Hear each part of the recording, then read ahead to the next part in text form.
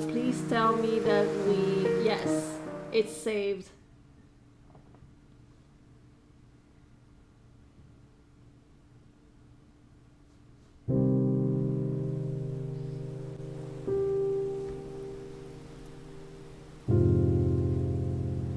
Oh, okay, now we're Sunday, 8 a.m.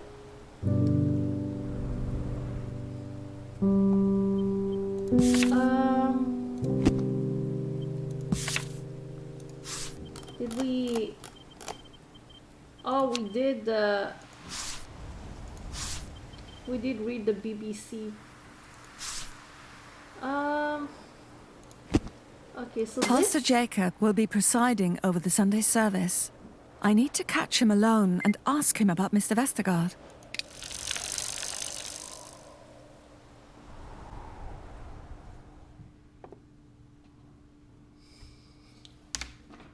This game stresses me out.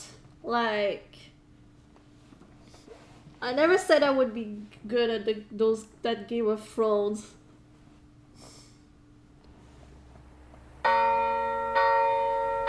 Like, I want to play everybody, but this game doesn't allow you to do that. The bells are ringing. Sunday service must be over. Good.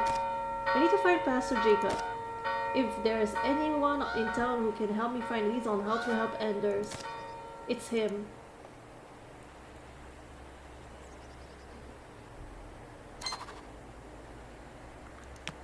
Alright.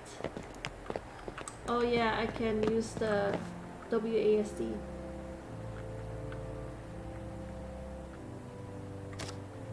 There's still quite a few people out in the front of the church. Have they already heard about what happened at the clinic?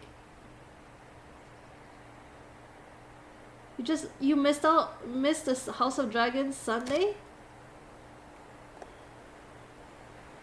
Is it good? Maybe this was a bad idea. Pull yourself together, Gerda. They don't know what happened. They don't know you were there. You just need to find the pastor.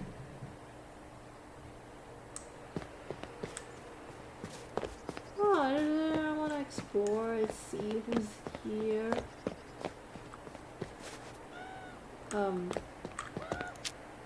Monument, a memorial to the Danish and German soldiers who died as conscript for the German army in World War I. A monument to the people who we lost in the last war, fighting for the German side.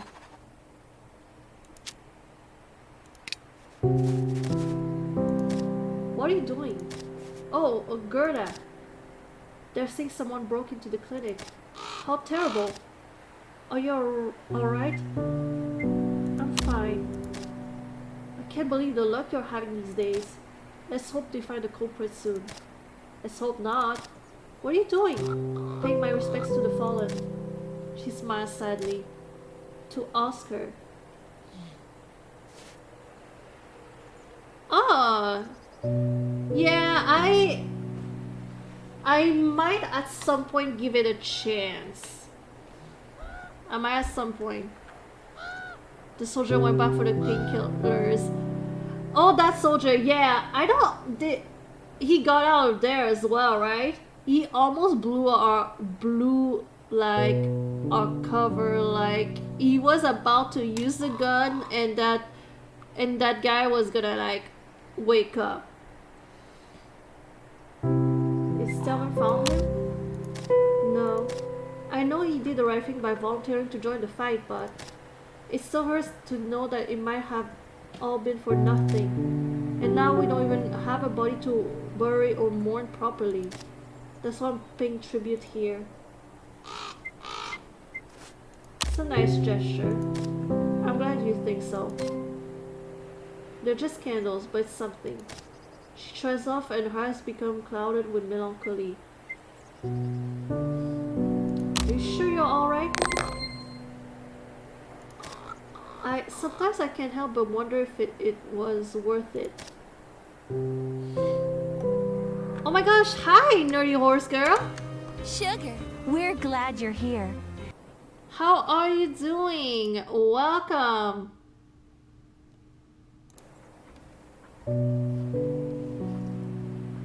What have you been up to? What's up? What's up? I've done everything Mama and Papa have asked me of me, and yet they never looked at me the same way they did him.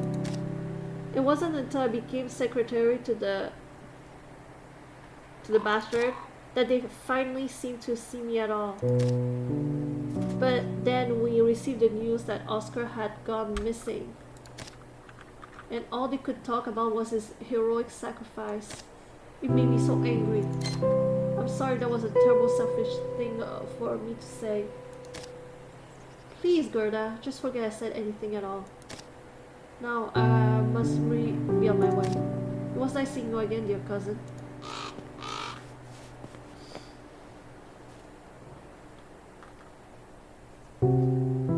Oh, hi! Hi, Dark Rose! Sugar, we're glad you're here. How are you doing? Song of Game Valiant Hearts? I'm not familiar. Is it a book?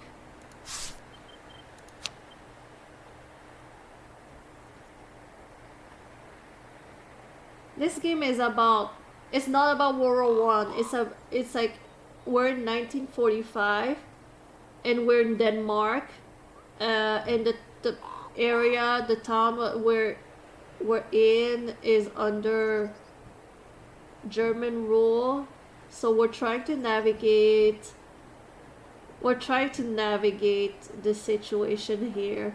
And our bae, our husband, is in prison because there was a snitch and he got exposed for being like part of the resistance. And now we're like we're trying to figure out a way to break him out of there. So our strategy now is like working with the resistance in order so that the leader would like be like, okay, I trust you. We're gonna save Anders, your husband, from breaking him out of there. Not sure. I'm like, listen. He helped you, yes or no? Didn't he help you like a lot of the times? Wasn't he like an integral part of your group? Why aren't you like breaking him out of there already? Oh, I'm so sorry that your kids are sick. I hope they'll get better. During the First War, Southern Jutland was still a part of Germany. This meant that the Danes living in the region were conscribed into the German army and forced to fight for a country that they did not consider their own. In fact, many hoped that the Germans would lose the war and that Southern Jutland might be returned to Denmark in the aftermath. A total of 30,000 men from the region were sent into battle. Around 2/3 of these are presumed to have been part of the Danish population, and roughly 6,000 of these men died in the war.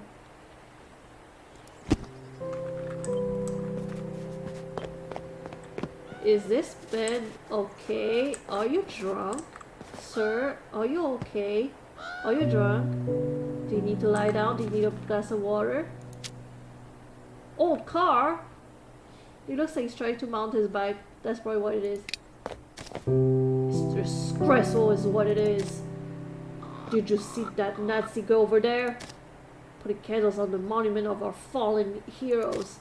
She might as well lift her skirts and piss all over it.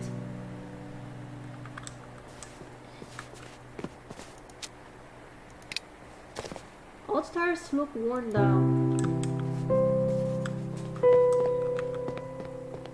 What's happening there? Can you hear people talking inside? Oh, I'm not ready to go in yet. Frau Sommerfeld.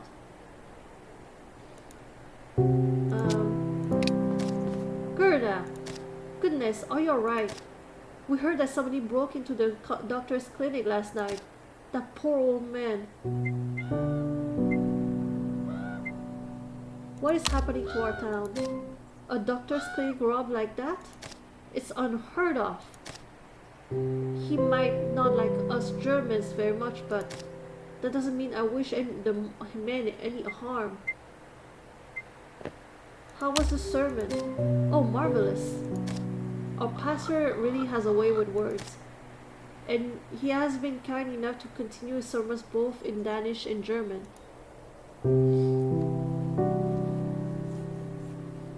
The Great Valiant Hearts, The Great War is a game. The song is one of the band.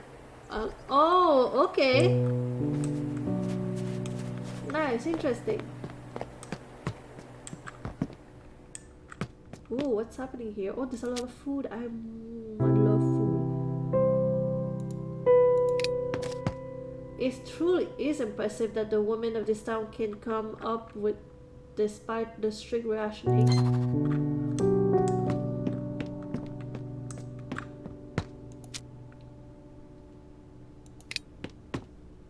I never met her before. And did you see Vestergaard's daughter waiting outside? Apparently she's waiting to see that German lieutenant of hers. In front of a church full of Danes? These young ones really have no sense. Oh, hello Gerda. I know she's your friend, but you can't say I'm wrong, can you? You really can't.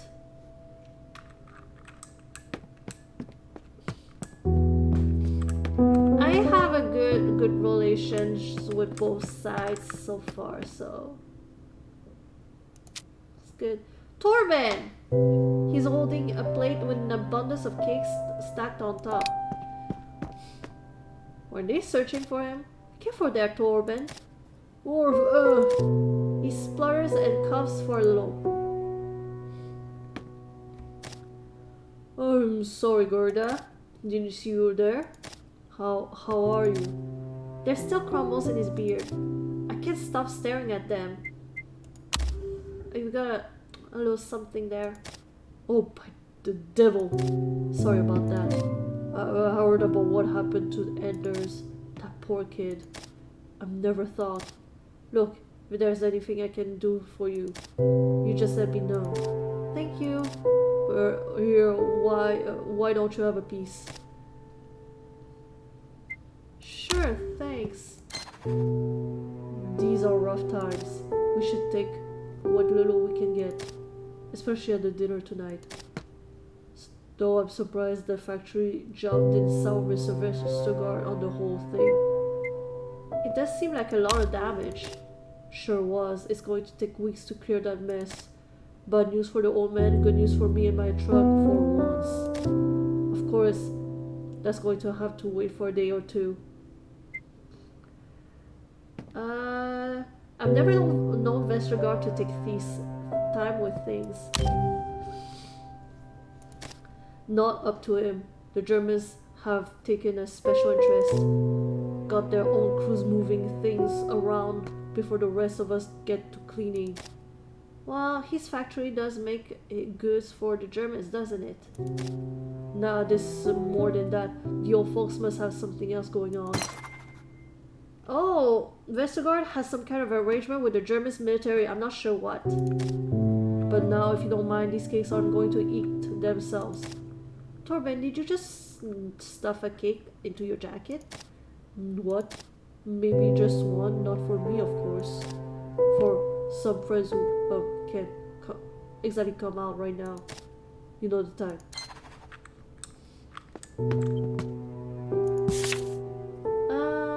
Okay. I don't know what that word is. A well-loved tradition in the region. This is the concept of bringing a lot of cakes to a shared table. The tradition was popularized in the years following the German victory over the region in 1864, as the Danish found that they were not allowed to gather for political meetings, but there were no rules against gathering in order to eat cake and drink coffee.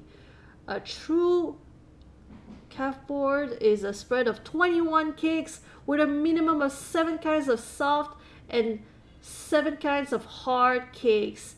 Ooh, that's cool. Me one cake.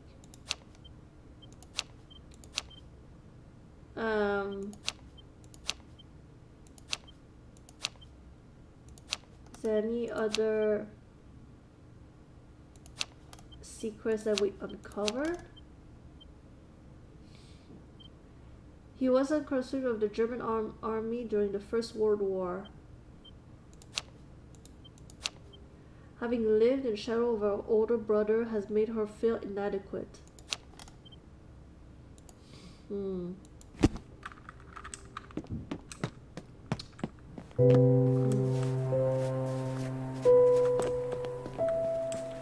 Okay, let's make sure that we haven't missed anything around here. Oh, she's scribbling in her notebook. Her fingers blue from the cold.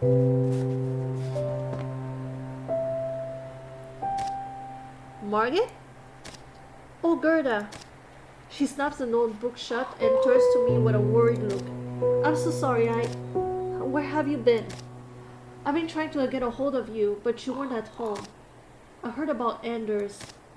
And now people are saying that somebody broke into the clinic last night. Is it true? Are you alright? I'm fine. Just a little shaken. Are you sure? Yeah. I clear up my throat, eager to change the subject. What about you? Why are you standing out in the cold?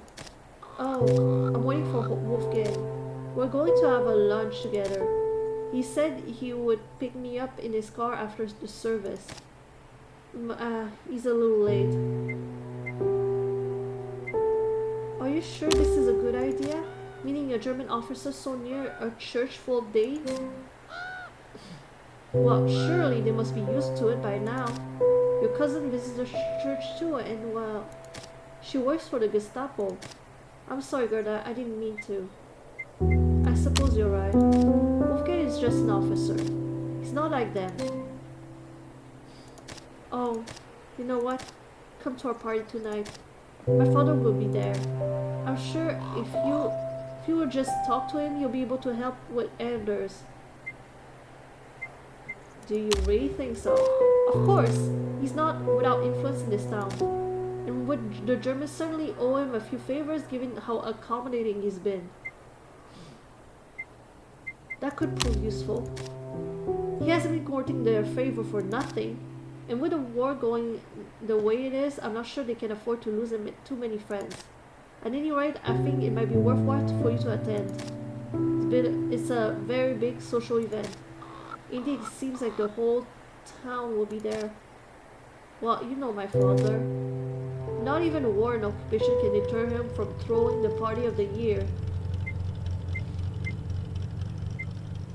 It's his money, I guess. He could throw it around a bit more constructively, I suppose. We hear the sound of a car driving up the road.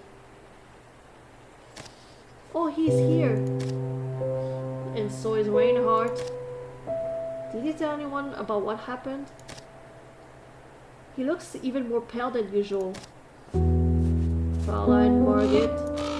Oh, and Frau Larsen as well. Must forgive me for being late. I had to finish patrolling the perimeter of the factory with some of my men. We must ensure that these saboteurs cannot endanger production again. Frau Larsen, I heard that someone broke into that clinic of yours. Rest assured that the Wehrmacht is doing everything in its power to prevent accidents like this from happening in the future. Fraulein Margit, would you do me the honor of walking with me for a while? Of course, but... She looks at me apologetically. Are you going to be alright? It's fine, go ahead. Can you visit me at the house later if you can? We can talk more then. Oh, I can talk to him. Can't believe I have to follow this dumb pup around town all day. Ah, Frau Larsen. So we meet again.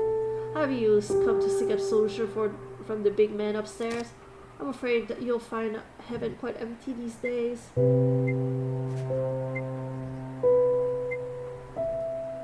What are you doing here? You mean besides acting as a chauffeur to his highness over there? I thought we might catch up a little. Perhaps discuss that little unfortunate incident that occurred last night. Helping people's what I'm all about.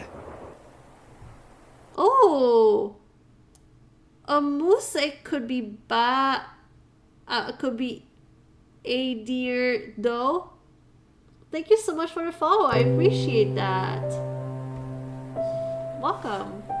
I'll admit that punch from your friend took me out for a moment, but that cold floor woke me right back up. I'm a tough man to keep down for very long. You'd be smart to remember that. I trust you kept everything nice and quiet. Sure would be a shame if people learned the truth about the law-abiding Frau Larsen, breaking and entering into her own workplace, pocketing medicine for her own use. You're one to talk. But I don't have a spotless reputation to uphold. Are you sure about that? It seems to me that your superior over there wouldn't love to hear about your nightly activities. He gives me a wry smile. Looks like we're at an impasse then. At any rate, I hope that yesterday's events have taught you to help the right people. Who knows how much worse things will go if you don't. I'll do what's best for me and mine. Of course, as we all should. Why, that's all I ever do, Frau Larsen, and I'm not dead yet. If you're interested in doing what's best for your husband, meet me at the Square Park this afternoon. I'm nothing if not forgiving. I don't know if I trust him, but yeah, I don't know if I trust him. Oh man, Opa's grave. If Papa's parents could see the country now. My father's parents were born in Germany. They died in Denmark, but they never moved towns.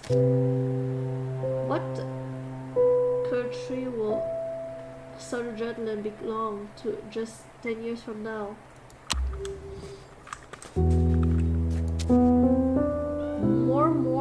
More father's grave.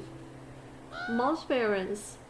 What would they say about all about this? Mom's always said that Grandma could make a cake out of anything. I bet these rations wouldn't have stopped for 1 bit.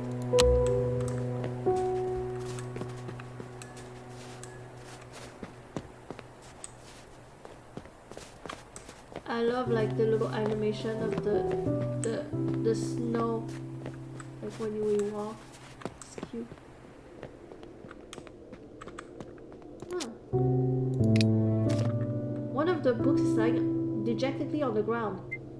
I'll put it back. As I lift the book, I notice something's been scribbled on the inside of the cover.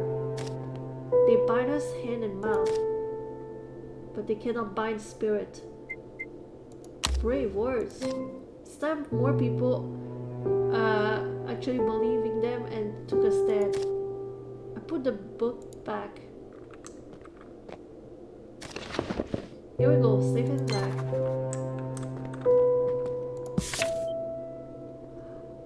Ooh! Another historical fact. The song They Bind Us by Mouth and Hand was a very popular ballad during the occupation years. It was written in 1940 for a review, with the original title being It's About War and Love. As the original text was clearly anti-fascist in its sentiment, the occupation forced the songwriter to censor it. Even in its censored form, however, it still managed to contain the message about freedom and resisting the German occupiers.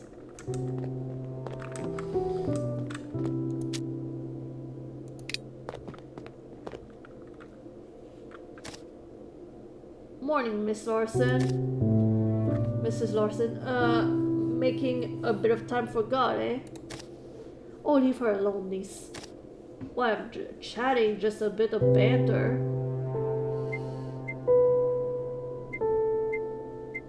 As long as that doesn't cost me anything. No, we're in the church. I hear at least I'm an honest man. Don't mind him. Will you be coming to Vestergaard's banquet tonight? It seems like everyone is. Half the town, I guess. The old man had to special order quite a few goodies.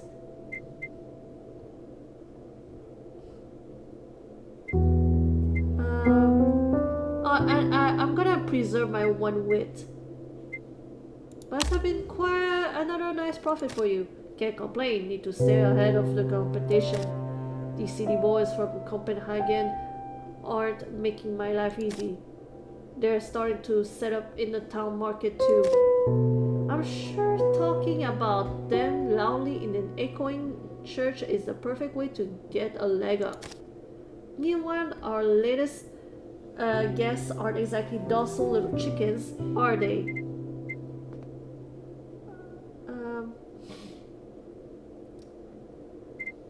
How is Esther?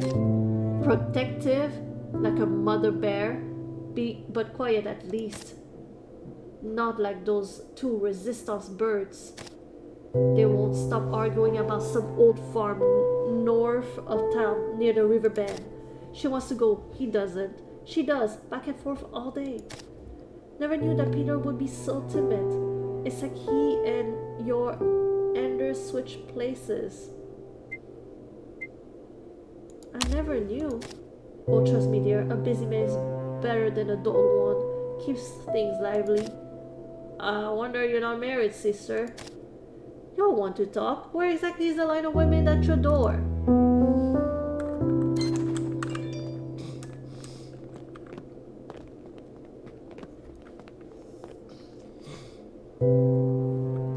Ooh. And now I can talk to the pastor. Gerda, my child.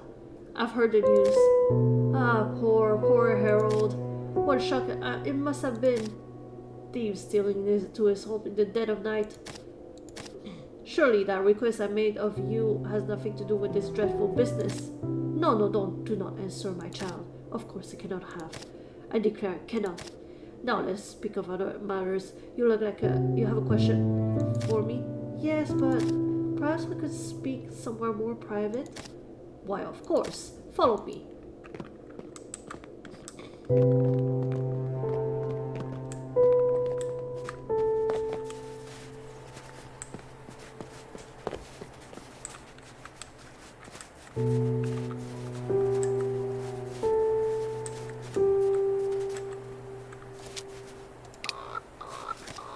What's on your mind?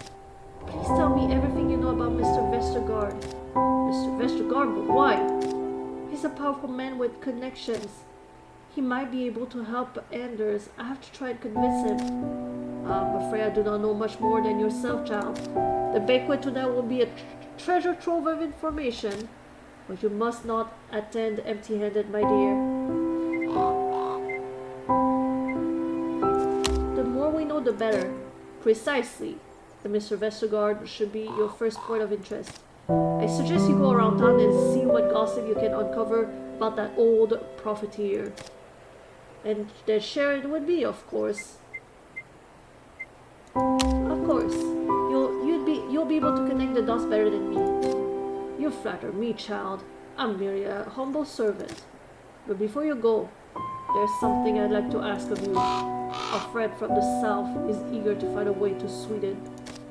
Could you stop by the inn and see if there's a way to help? I would attempt it myself, but I fear my presence there would be too conspicuous. Of course. She needs our help more than anyone. Indeed, it's not an easy time. Good luck, child. I look forward to hearing what you've learned this evening. I find it like a little bit like fucked that each time we talk about helping Esther and Sophia, we get like 1 point for the Germans. like relationship with Germans, even though the Germans are trying to kill the Jews, and Sophia and Esther are Jewish. That's why they fled Germany. What in the... How make it make sense, game. Make it make sense.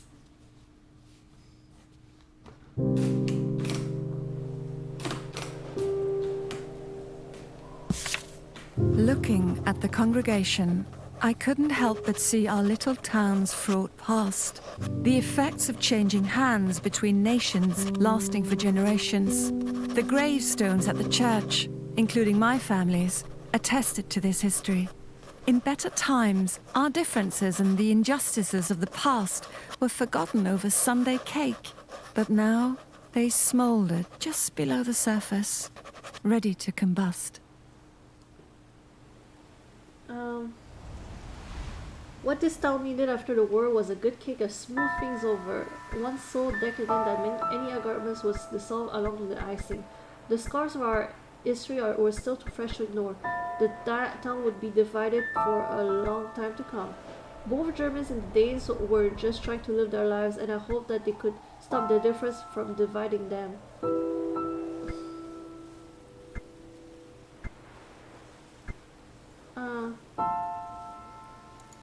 The scars of our history were still too fresh to ignore. The town would be divided for a long time to come. Okay, one inside. I need more wit. I need more wit.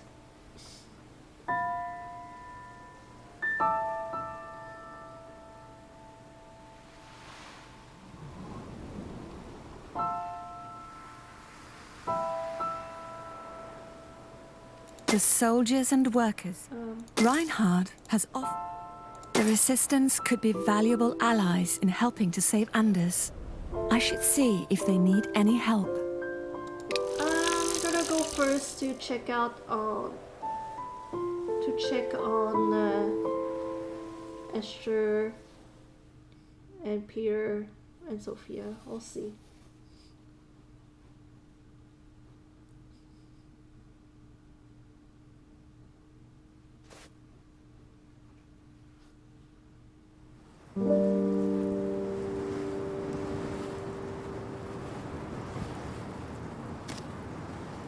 Well, here we are then.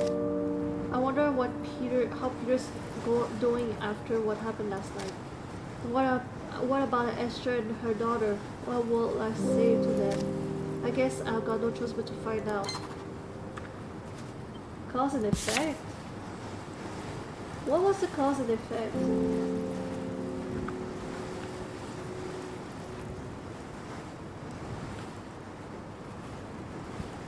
I knew that at least one of the people inside would not be happy with the decisions I made last night. Oh, because I gave the penicillin to the wooden guy. Listen, the daughter will be alright, okay? Just a moment. I'll be right. Oh, Gerda, is it just you? I must have missed you when you came by yesterday. I suppose you're here to see the others. Well, go on then. They're out back. She cocks her head in the direction of the kitchen.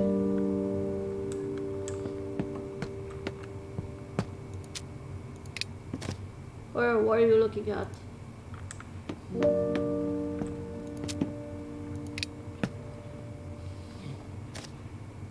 Can I get you anything? So they? Sundays usually are. I don't know if it's because everyone feels a bit more holy after attending church, or it's simply because they no longer have to distract themselves from work. Either way, on days like these, I'll have to content myself with regulars such as old Car over there. What about the soldiers who come here? Well, you probably know how I feel about them. So I must admit that they always pay well. It's so... Oh, she concedes that German soldiers who visit the inn do pay well. it suffers the sting of having to see them walk in here like they own the damn place.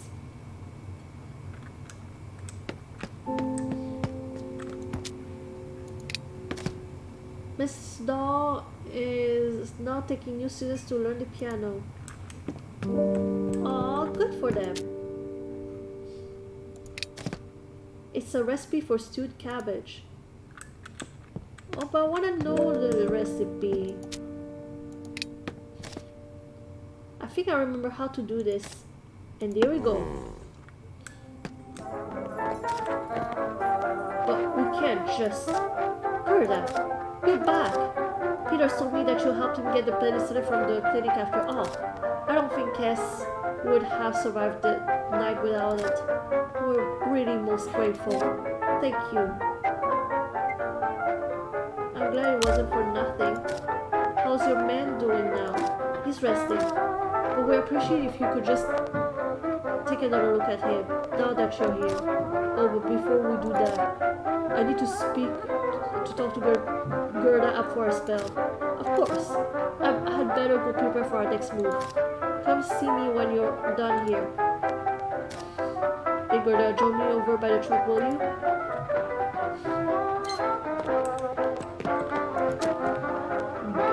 They better help me now. Lord Spiel, how on earth did they manage to get their hands on this? Gerda, get over here.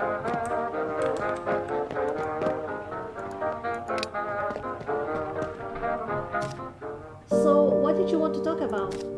I just wanted to thank you all for what you did at the clinic. If we hadn't gotten that penicillin, Cass might have been a goner. And I know she doesn't really show it, but the chief really is grateful for what you did. We all are. But, the thing the German soldier mentioned about having seen me at the black market, can we keep that between us? The chef knows that we deal under the table, so to speak, but she might not take kindly to us dealing with a load of corrupt German soldiers.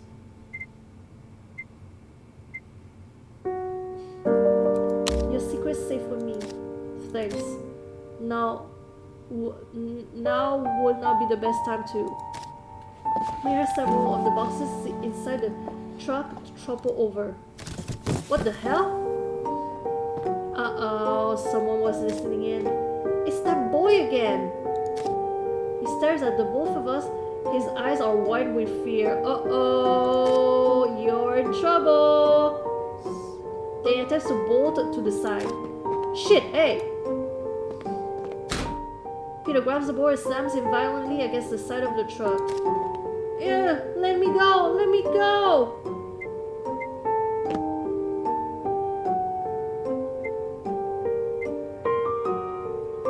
What are you doing here?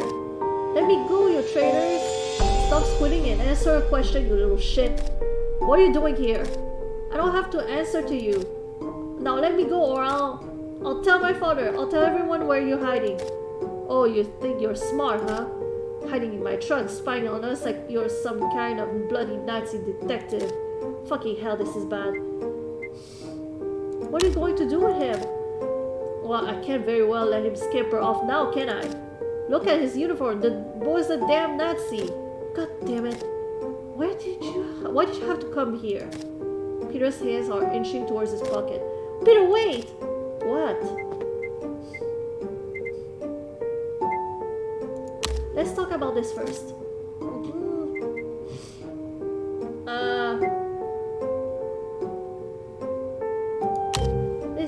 Heinrich, listen, I can help you. These are decent folks. They won't harm you. Right, Peter? Nobody needs to die today. As long as nobody doesn't do anything stupid. Eric starts struggling and slumps down. You'll make sure that they don't hurt me, right? Of course. What the hell is... Liva turns pale as her eyes settle on Heinrich. Chief, I swear I didn't. He wasn't hiding inside the truck. I have no idea how he got in. What's going on back here? I heard... Who is that boy? Why is he... She takes a sharp inhale. You brought a Nazi to my inn! No, we didn't meet. He was hiding in the... Calm down, Miss England. No, don't tell me to calm down. You can't keep that boy here. Let's be sensible. He's already seen too much for us to let him go. Were there any customers in the bar? No, only old Carl. Did he hear anything? No, he was drunk as a fiddler when I left him. From experience, I'd say he hasn't heard a thing. Good. This means we're the only ones who knows about this. Peter, tie the boy while we figure out what to do with him. I'm on it. Miss England, let's stop. Esther is eyeing Henrik nervously. Are they going to keep him? I think that's the plan. They never stop following you, do they? Mama! 9. Sophia, what are you doing out here? Get back into bed.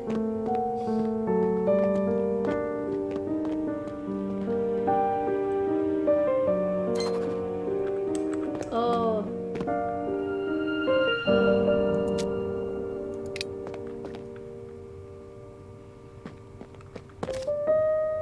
There, that should do it. He ain't going to be running off anytime soon. Did you really have to hit him? All his hollering was bound to draw attention. These walls may be thick, but they're not exactly made of steel.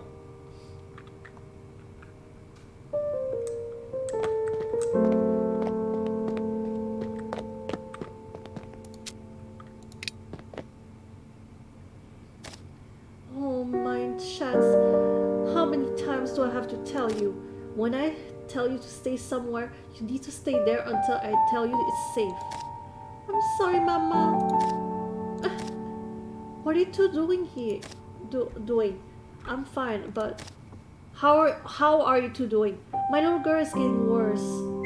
I'm sorry I couldn't do more. I hate to ask any more favors of you, but we want to get out of this town as quickly as we can. If you come across any information regarding a possible means of transportation, please let us know.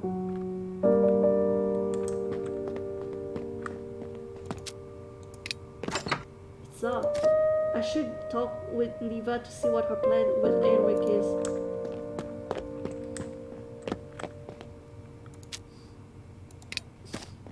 Risking both my livelihood and my life for you lot.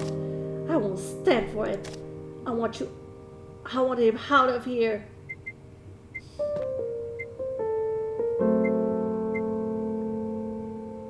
Can't we bring him somewhere else? You want to sneak a Nazi kid around town while he screams bloody murder? That's not going to work. The boy knows the inn is helping the resistance now. He knows about the smuggling. If we go down, you go down too. She scoffs and puts her arm across her chest. What are we going to do with him then? We can't just sit around and drink tea all day. I'll figure something out, Mid. You can't count on it. You'd better. I mean, y'all could just kill him. I'm just saying. Oh my gosh. This is my villain arc. Gerda, come see me in a moment. There's something I want to talk about.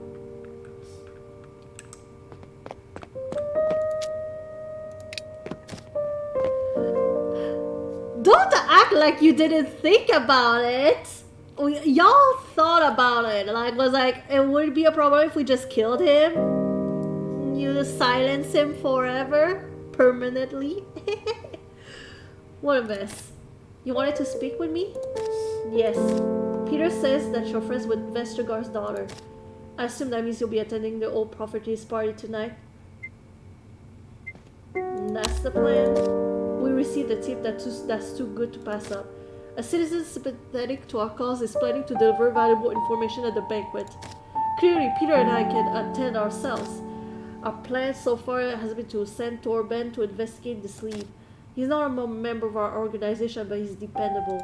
However, since you've proven yourself to be reliable, it might be better to have someone like you there. You are, after all, a woman of the people, aren't you? I'd like to think so. Peter tells me that your Danish and German heritage is invaluable. That it lets you glide between social circles.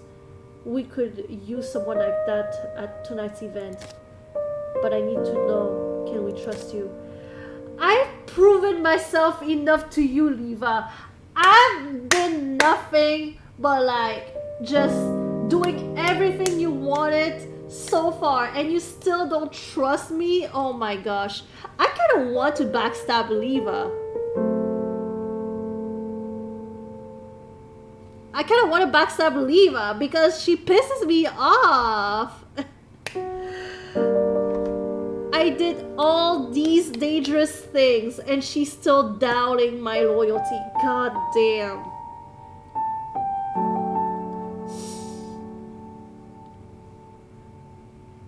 Not the killer driving skills in Eleanor. After what you did for us last night, I'd like to think so. But you can never tell, can you? Fuck off!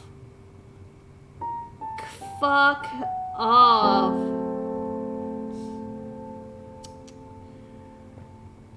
Girl, bye. If you help me, I'll help you. Well then, Larson, we look forward to your contribution. Oh, and one last thing before you go. Yes? I'll be heading north up near the old Hanson farm to pick up some equipment. People will have to stay here and keep an eye on the Nancy kid. Peter will have to stay here. So if you have any time to spare, I appreciate your help. Think about it.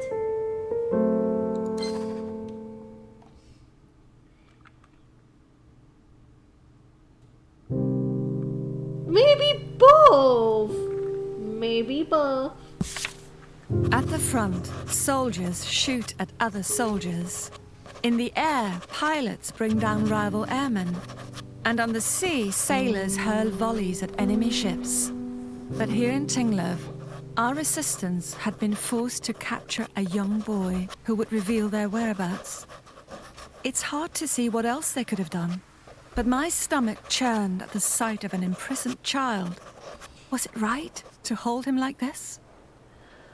The boy was only old enough to have chosen his ideology and old enough to be held accountable for it. Hate could not go unanswered. The poor boy was also a victim of the Nazis in his own way. It was wrong to punish him for the sins of his father. The cost of war was never cheap, but the alternative was devastating. This was a necessary price.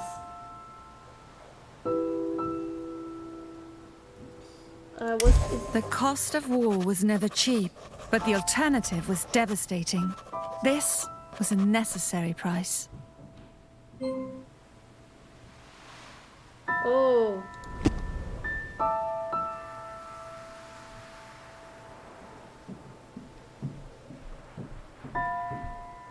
Oh, we're in the afternoon now? I should visit Margit. Maybe she can reveal what her father is up to. Or I could find out something on my own. I should visit Margit. I'll visit Margit. I feel like Margit is the best way to figure out what's happening.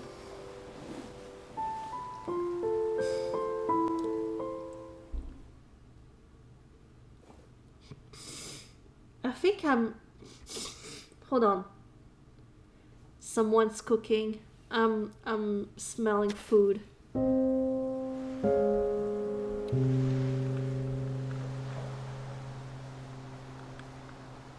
Smelling food. Honestly, anyone with a driveway this long must be up to something. Time to figure out just how much Margit knows about her father.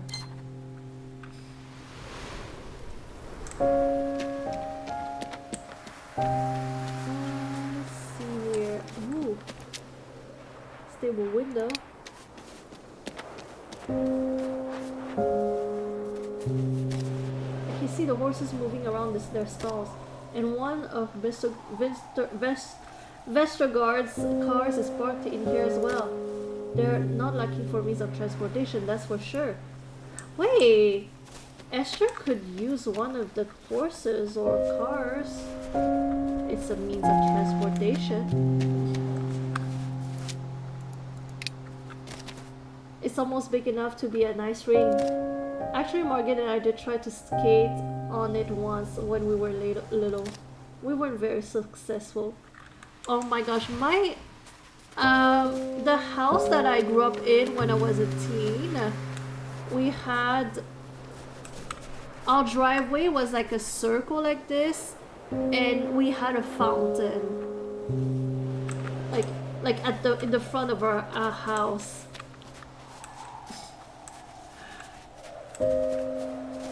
It's so funny, like, well, because most of the time the fountain didn't work. It was such a pain in the ass to maintain.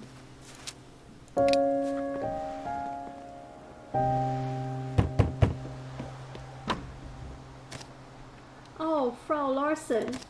I'm here too. You must be here to see Miss Bargett. Please come on in. It's freezing out here.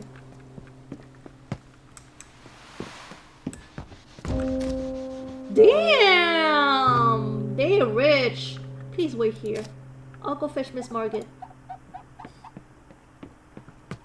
The temperature is so nice in here, and no doubt courtesy of Vestergaard's connections. Uh-oh, there's a lot of buckets out. Uh-oh, are they like cleaning? What's happening? Why is there so much water on the floor? Gerda, you clean. Oh, I'm sorry, that place is such a mess right now. A mess? The floor has been polished to such a luster. I can practically see my own reflection. It's the cleanest mess I ever saw. Well, yes, well, you know my father and his parties. No expenses are spared, and nothing less than a grand spectacle will do. The staff will be at it all day. Is your father home? Oh goodness, no. He's always on business. But he'll be back before tonight's festivities. Oh, but I'm terribly rude keeping you here in the foyer. Come here. Let's go to the sitting room. I've already sent for tea. Damn, I want a rich friend. I need a rich friend. If I had a friend who's rich, and it's like, oh yes, we will spend our afternoon here, and I sent for tea. I'm like, will you be my best friend? Alright. We better not disturb Vera while she's working. Come on, let's go around.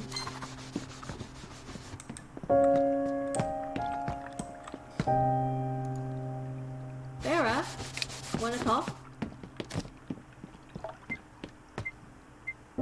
How's the cleaning going? Same way it always goes. Do some here, there's more to do there, it never ends. Oh, Miss Larson, I didn't realize it was you.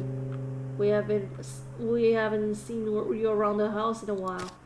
I heard about your husband. It seems like the whole town has. Indeed, word travels fast around here. He's a hero or a ruffian, depending on who you ask.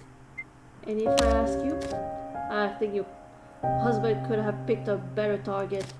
The Sylvester Guard might not be an angel, but keeps plenty of people working, myself included. And a fair wage too, better than fair. Maybe next time your husband can blow up a place that doesn't employ innocent Danes. I'm sorry. It's not your fault. Now go, Miss Margaret is waiting for you.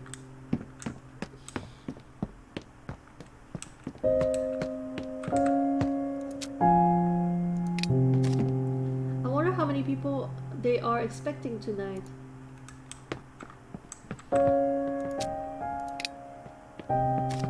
Quite the table setting they've got here. I pity the maid who has to wash all these dishes.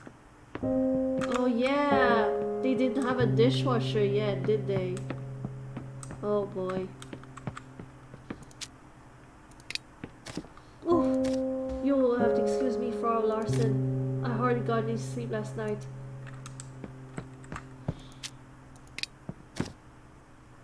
The back garden is covered in a white blanket of snow. It looks like the very picture of idyllic rural life.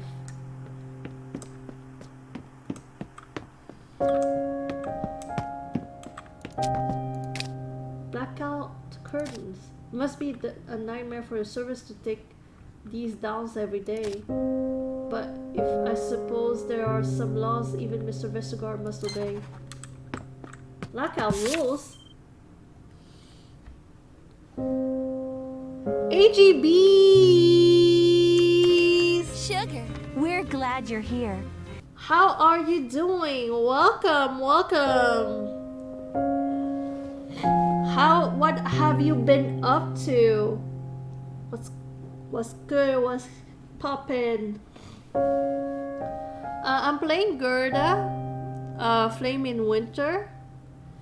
It's very interesting. It's like a point and click game where you play as this woman. It's 1945 and you're in Denmark, but under German occupation during World War II. So it's very interesting. Mostly work and sleep these past few weeks. Oh my gosh, that sounds like heaven. That sounds like heaven. Like, give me a warm blanket, give me a warm drink, put on the big screen something like Bridgerton or something like that. I'm in heaven. Throughout the entirety of the occupation, the Germans enforced strict blackout rules on the Danish population. From dusk till dawn, all windows had to be darkened, and outdoor lighting was to be kept at an absolute minimum. The lights on all the vehicles had to be covered, so only a small horizontal strip of light was able to shine through. The purpose was to make it difficult for Allied planes to navigate across the country under the cover of night. When the country was declared free on the evening of May 4th, 1945, many people immediately ripped down the blackout curtains and went to burn them in the streets. Today, it is a tradition in Denmark to light candles in the window sills on the evening before the Liberation Day, May 5th. I love like the little like historical facts in the game. Like I love a good educational game. Please have a seat. I'll pour you a cup of tea. Oh, I need a rich friend. I need a rich friend. I'm gonna... is there like a Tinder? But it's not to find a relationship. It's like to find a rich best friend. Find my rich best friend. I can't imagine how you must be feeling right now. Anders placed under arrest by the Gestapo. I never thought something like that would happen to the two of you. You're just about the nicest people I know. Is it true that Anders is part of the resistance? Yeah, so Anders is our husband, and there was a snitch who exposed that Anders was part of the resistance, so our goal is to free him. Did you know about it? I suspected something was afoot, but I only knew that he was helping Peter with some small acts of protest, illegal flyers and such. I never imagined he was involved in something as dangerous as this. But surely there must be something we can do. I feel so helpless, Morgan. And not just because of what's happened to Anders. It's like the entire town is covered in prickly vines. And as much as I try to untangle them, they just keep wrapping themselves around us tighter and tighter. Oh, but my dearest friend, it's not your job to fix the entire town. Don't ever think that. Here, why don't you have some chocolate? I've heard it's calming for the nerves. Thank you. The chocolate melts against my tongue. It tastes divine. Good, aren't they? Margaret looks around the room for a moment, a conspirational expression on her face. It's genuine cocoa. Father got them from some of his contacts in the, well, from some smugglers, I think. Does he do that kind of thing often? Yes, I suppose he must. We're not lacking for supplies in his house. Oh, but, you know, he really isn't such a bad man. His factory does put food on a lot of workers' tables. He's not just running a factory. Your father is up to a lot more these days. Yes, but he's a man of influence in this town. He can afford to sit back and let things happen to him. At least that's what he always say. And you know, he's not so fond of Wolfgang anymore.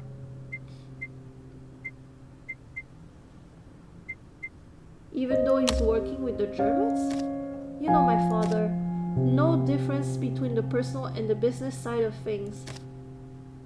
He might think Wolfgang is a liability with the war going the way it is. But do you really think father is up to something sinister? Why else would the resistance attack his factory? He's not the only one collaborating with the Germans. There must be more to it. Well, they hardly seem to pick their targets carefully, but truth be told, I have been wondering about father lately.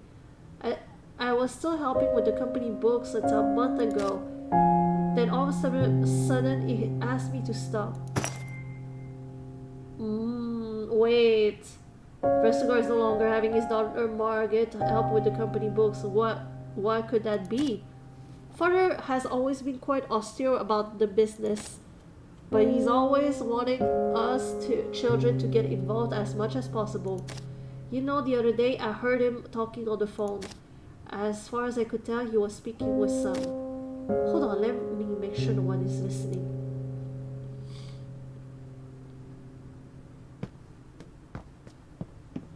There are a lot of chocolates left. Take the chocolates!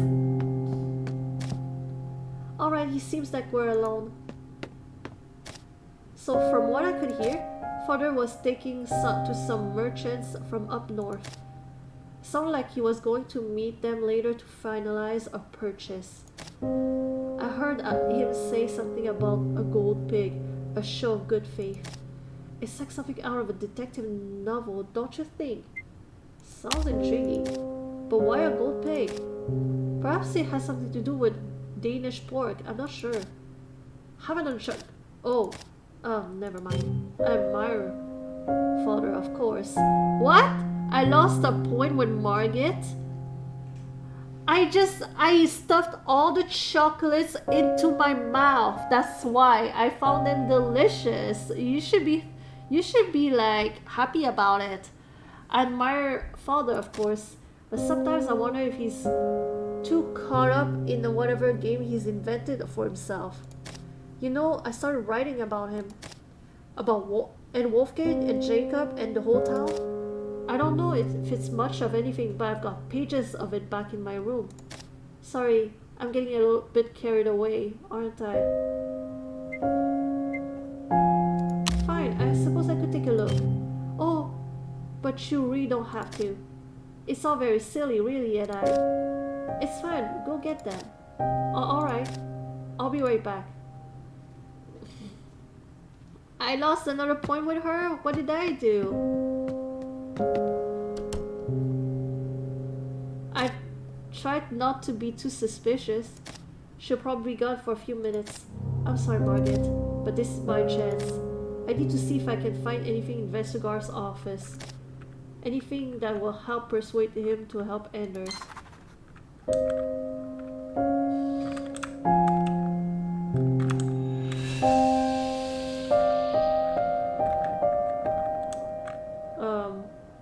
What's happening?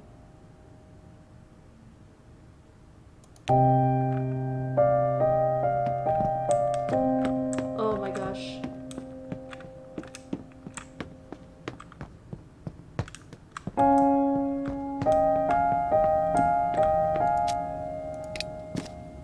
Just a book about potatoes. I should search Olga Vesterberg. I should quickly search Olga Vestergaard's office. Is it at his office though?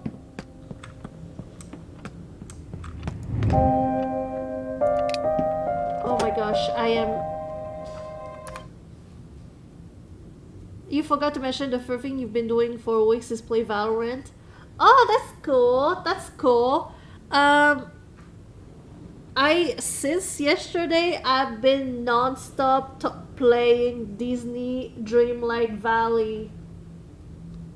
It's like this, it's like Animal Crossing, but Disney version. Just playing it non-stop. I hope they will have more characters.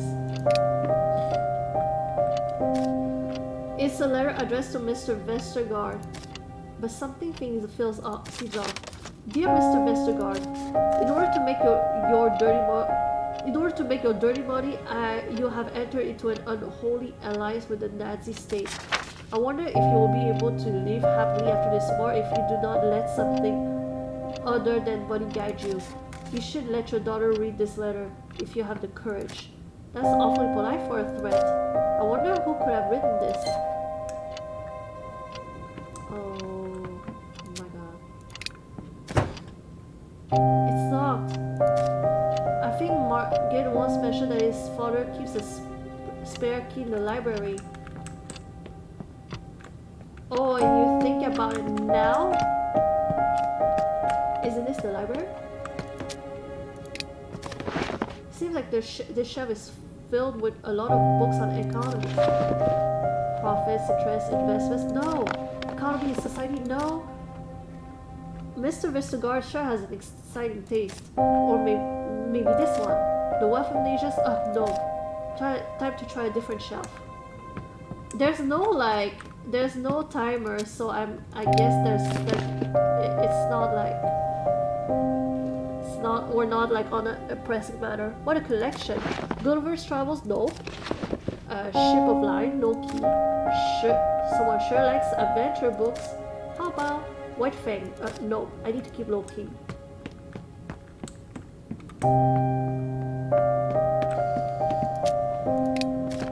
Let's see what we got here.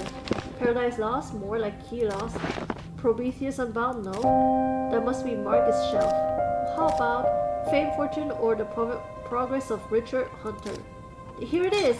I should get moving.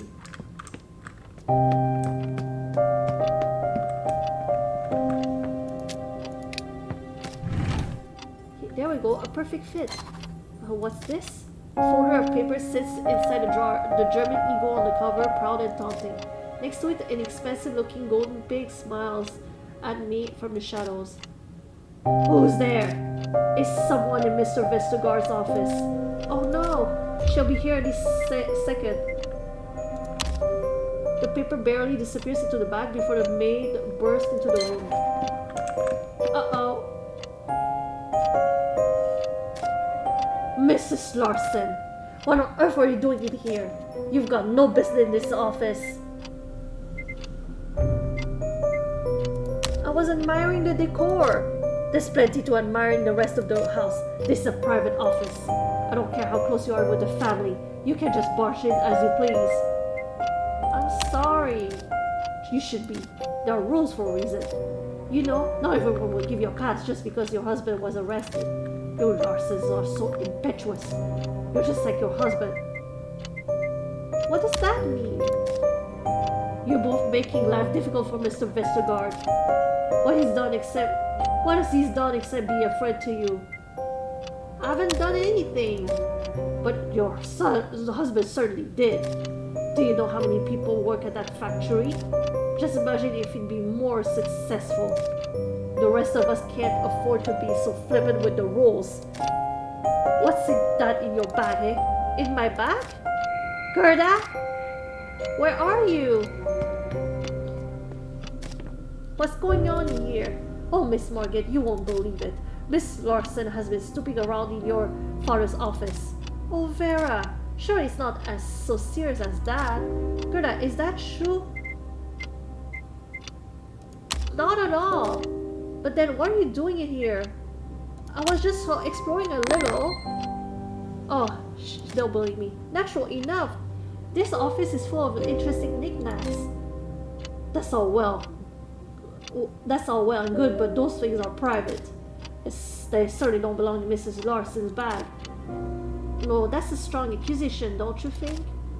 I know what I saw, miss. I simply must insist that Mrs. Larson empty her bag. Right this instant. I didn't realize that the Gestapo were here too. Oh, you're dramatic for a thief, aren't you? Please, Gerda. Please, Gerda is my guest in my town home. Why we mustn't be so rude. I'm going to have to insist that you both leave this office. Oh, fine. Come on, Gerda. Oh my gosh. Oh my gosh, that was close. If only I had like... If I had like... no wit, I would have been done for. Good day. I need to have more wit. Perhaps I should have handled that better. Isn't she acting out of line? Oh, Gerda, you know Vera's been with us for a very long time. She's just protective of father. You could have trusted me, you know. I'm as interested in what father is up to as anyone else. As his daughter, perhaps even more so. Well, what did you take?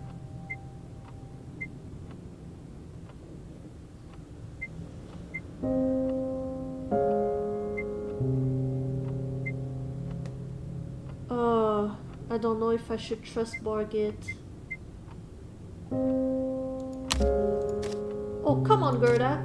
You know old Vera has eyes like a hawk. If she said she saw you take something, well, what is it?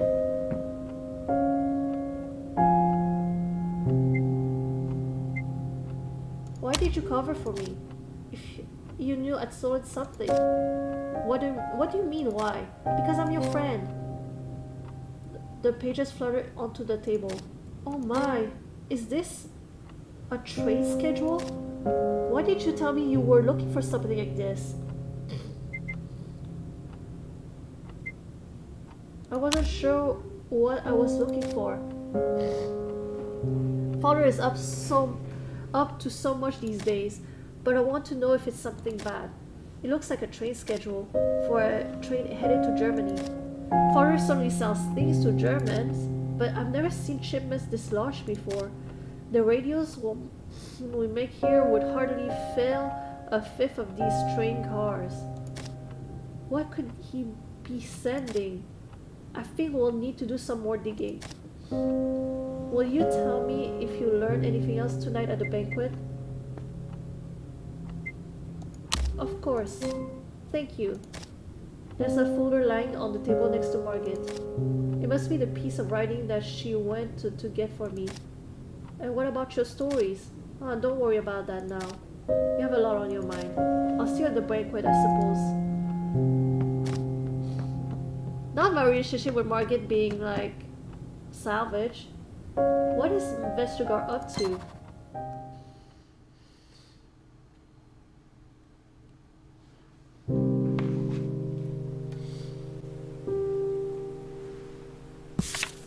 The Vestergaard Manor was a testament to one man's ambition, and it seeped through every corner of the building. Even when he was gone, his presence dominated the rooms. I had hoped to find something incriminating, but there was no clear evidence to be had, only vague indications that riled my curiosity and threatened to strain my friendship with Margit. There was no Vestergaard was secret for a reason. There was no shame in hunting down for the secrets of someone so clearly corrupt. There are worse sins to commit after church than sneaking into a rich man's office in search for nefarious document. Vestergaard didn't seem to be a monster, but that did not mean he lacked skeletons in his closet. Perhaps this could be used to pressure him. I'm gonna hope this one is wit. There were worse sins to commit after church than sneaking into a rich man's office in search of nefarious documents. Nice! One wit. Alright, let's go.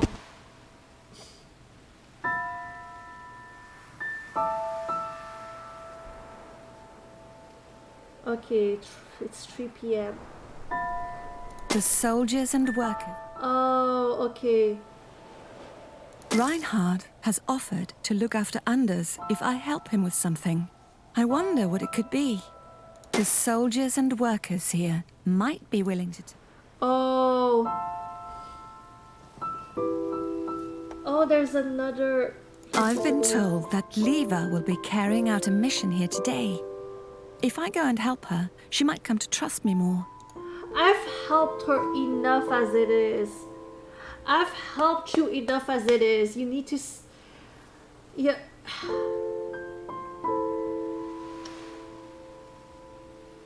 Damn. I don't... Oh my gosh. I don't know if I should go there. I don't know if I should help Reinhard has offered to look after... The soldiers and workers here might be willing to tell me something about Mr. Vestergaard. What sort of secrets is he hiding? I don't know what I should do. This is the last location I can go to.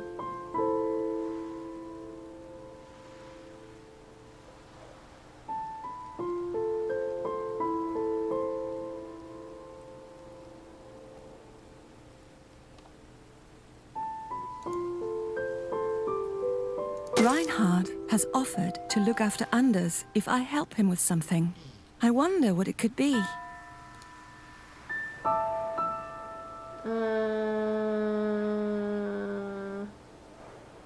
The soldiers and workers here might be willing to tell me something about Mr. Vestergaard. Okay, I'm gonna go to the factory.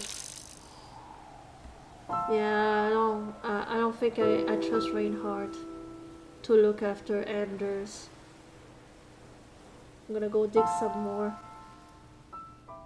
Leva can manage by herself. Like I'm done trying to win her her trust. I'm done.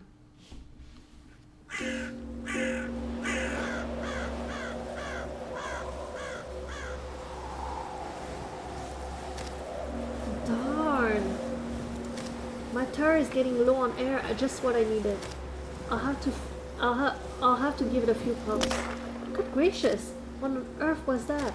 Sounded like it came from the factory. I guess I'll find out soon enough. If Vestergaard is up to something, the factory is as good a place to look for clues as any. Are you sure? Because there's this guard with a gun at the entrance. I'm not sure if it's a good idea.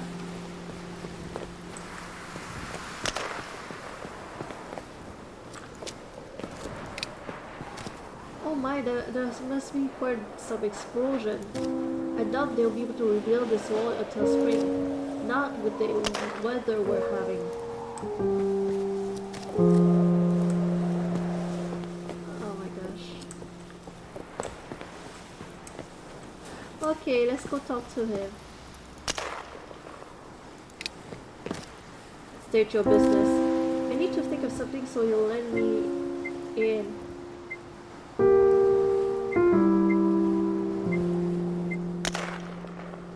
Here to see Wolfgang Holtz. Do you have a scheduled appointment scheduled? No, but the lieutenant is very busy, man. If you don't have any business with him, I'm afraid I can let you go through. Suppose I don't have any other choice. Fine, is Reinhard here? He seems to perk up hearing the name and smirks knowingly at me. Strange company you keep, Fraulein. You should be in the guard quarters. You can enter it through the western courtyard. You'll have to go through the assembly hall behind the rubble. Time to dig up some dirt. Damn! Wait, he's here? I thought he would be waiting for me in the village.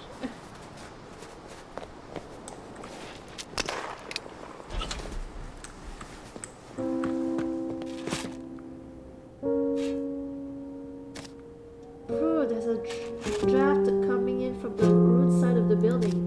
Although I suppose they have tried to patch it up a bit.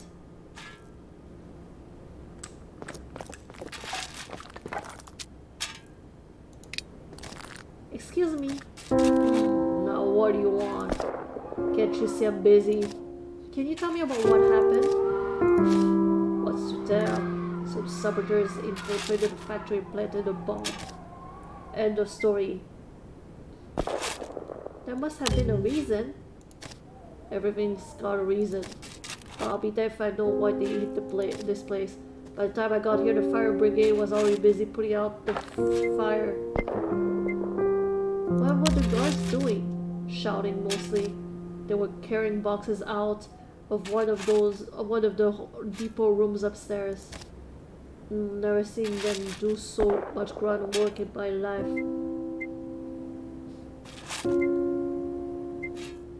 Why didn't they make the workers do it? We don't handle whatever is in that depot.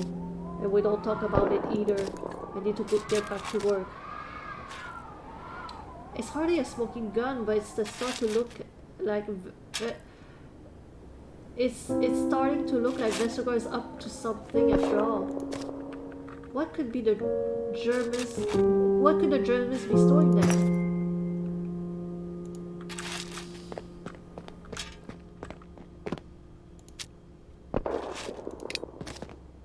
So this is where it all comes together. I'm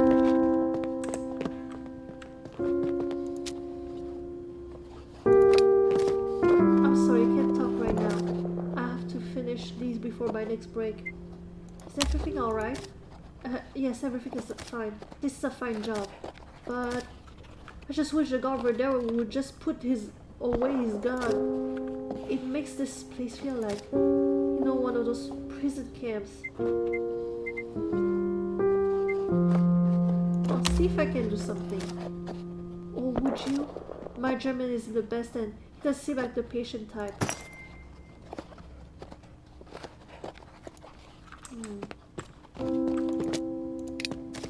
At least the fabric is of a decent quality, though I'm sure the workers prefer some paid days off.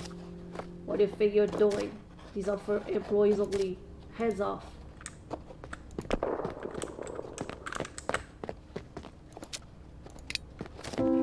He narrows his eyes at me as I approach.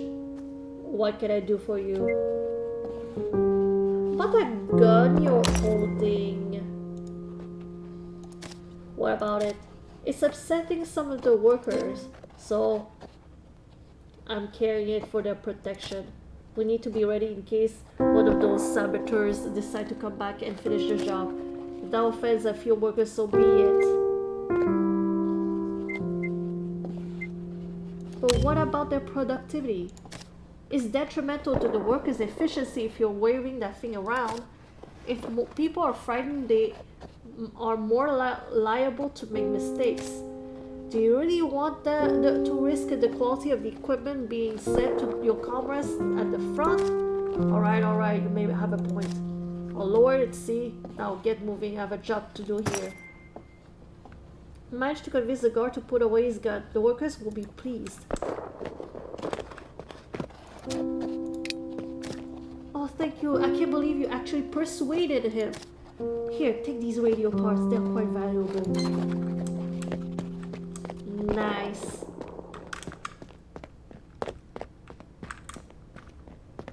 Nice.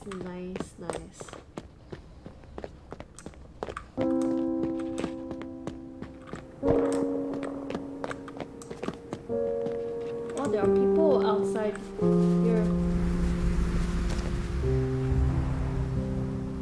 Oh, the bastard. So he's the one behind the commotion. And Wolfgang is standing right next to him. I'll need to speak to him alone if I want him to tell me anything about the bastard.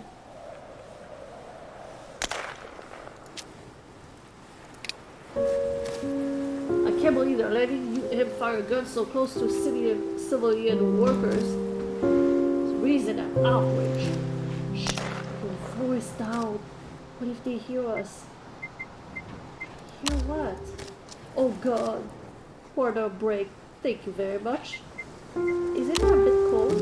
In case you all noticed, there's a massive hole in the ceiling on the assembly hall. Out here or in there, it hardly makes a difference. Well, yeah, at least the air out here is fresher. Do something?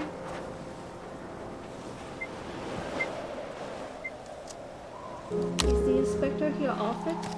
You mean the trigger-happy Gestapo fellow? No, I don't think he makes a habit of visiting factories. At least not until they get bombed. You're practically as nosy as he is. Now if you don't mind, your Albert is ticking away.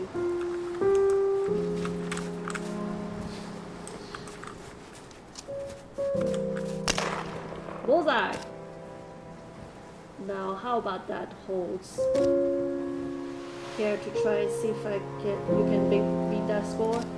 Well, with all due respect, sir, I think we'd do better to save our bullets. Lethargy dulls your mind, Lieutenant. We must keep our wits sharp and our weapons sharper. Our weapons are not our only tools, sir. Our arms gives the bite to those other tools. Mark my words. One day you'll stand face to face with these outlaws that sabotage this factory, and you best be ready. I know I shall be. Hey, you there. Oh, he's looking right at me. What are you standing there gawking for? Frau Larsen, what brings you to this neck of the woods? I'm here to see Lieutenant Holtz. Oh, wow, that's a relief. The wife of a suspected saboteur prowling around the crime scene. That certainly invites questions, don't you think, Lieutenant? Frau Larsen and I have certain mutual acquaintances, sir. She must be here to discuss those, isn't that right? Yeah, that's right. And to figure out what Vestergaard is doing with so many Nazis at his factory. Well, now that's settled. Surely, Frau Larsen, there's no need for you to expose yourself to the weather like this. Would you kindly go wait in the break room? I'll be with you shortly.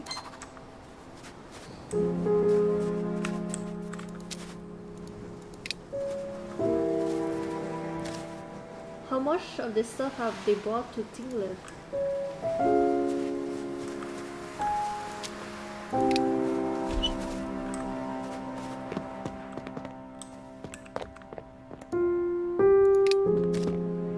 Be careful what you say, the enemy is listening. She sure is. Perhaps it wouldn't hurt to take a peep inside. Oh, a piece of paper fell out. It's a letter.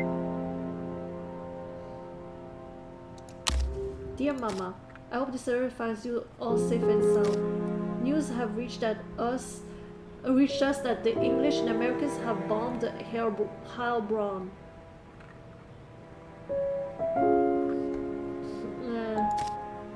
I'm sure that our little town must have escaped the worst of it.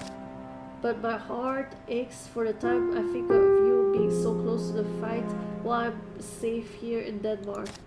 They say the war will end soon. I fervently pray that it is true and that we shall all remain safe until then. Words cannot express how much I miss you and the little trolls. Your devoted son, Otto. There doesn't seem to be anything else in the locker, just a smelly jacket and some magazines.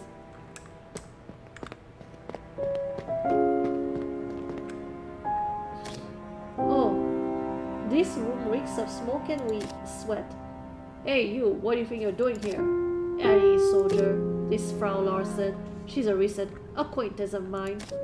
If you're here to see the commander, I'm afraid I'll have to disappoint you. He's out. I'm probably hobbling about somewhere on that crippled leg of his.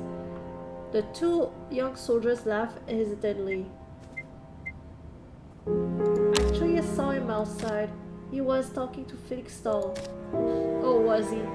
You might have to wait a while then. In the meantime, care to join us? What if the lieutenant comes? Won't he be upset that you're gambling while on duty? Shh. Who said anything about gambling? We're just playing a friendly little game during our break, that's all. Now, why don't you come join us?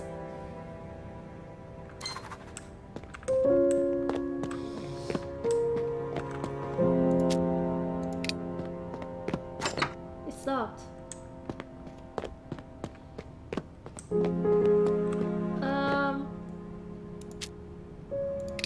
I don't mind.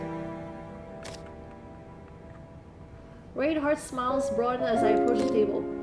Do you play, Frau Larsen? Not really. Well, there's no time like the present. Boys, you better sit this one out. This was between me and Larsen. What are we playing? Or 21, I think you call it here. Are you familiar with the rules? I think I am. Splendid. However, games like these, they're only interesting when something's at stake. Wouldn't you say? I thought this wasn't gambling. I wouldn't say that. Oh, come on. Now, surely there must be something you want.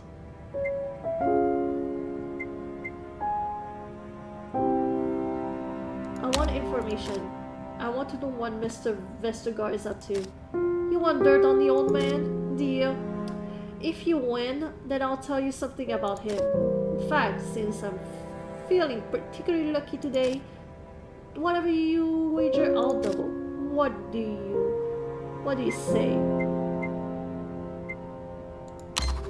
That'll do nicely. Mueller, deal the cards. My first two cards are the 5 of hearts and the 7 of spades. That's 12 in total. I'll hold. Do you want another card? Oh, try it. Yes! Yes! Ah!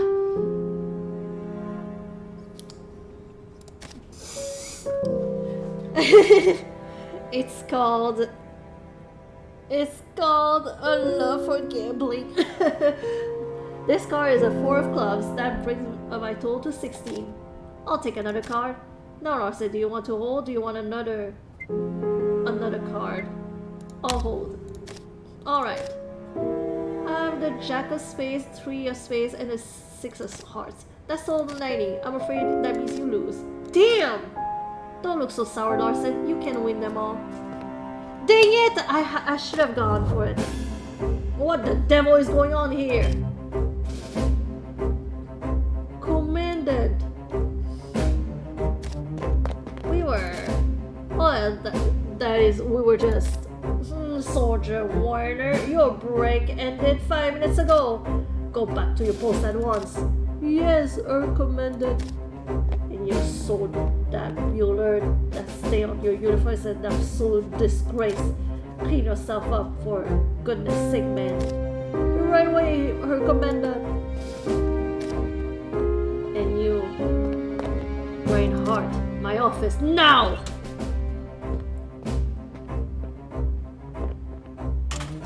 It seems like everyone forgot about me. God, I'm just making this stay worse. I'll be with you in a minute, man.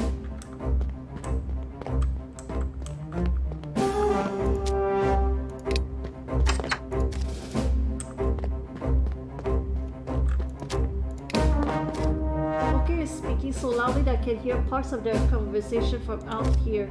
But should I try to listen in anyway? That soldier probably will notice over that sound of the faucet. No! I take a deep breath as I lean forward. The smoke in the room tickles my throat and I cough. What are you doing over there? Are you alright? I'm fine. Can I get you a glass of water? No, it's quite alright. You should have said yes. Maybe I should leave.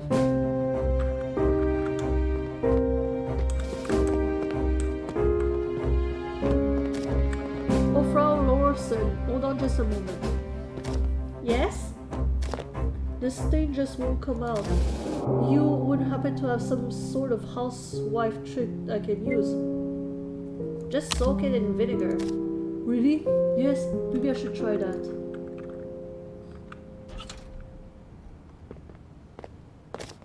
He does not look pleased. That stuck-up little bastard. Wait, where's he going?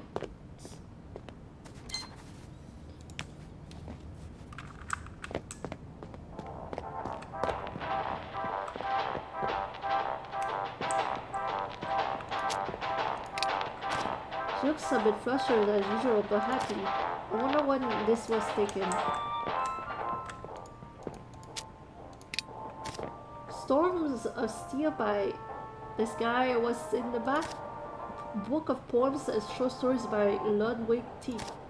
The edges are worn. Oh, there's a lot of notes in the margins. Seems like the lieutenant has been taking notes on rhythmic scope structures.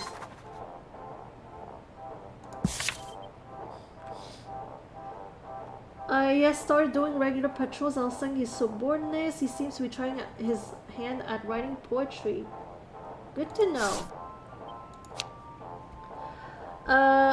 This word is the German name for the card game 21, a precursor to blackjack. It is one of the more popular card games played in the German army during the Second World War. Some of the other favorites among the soldiers were Munchausen and Skat. The latter going contains a very complex set of rules and is also a favorite card of Southern Jutland.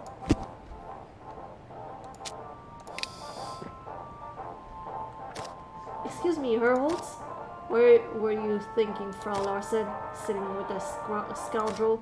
I'm disappointed to learn that you keep such company.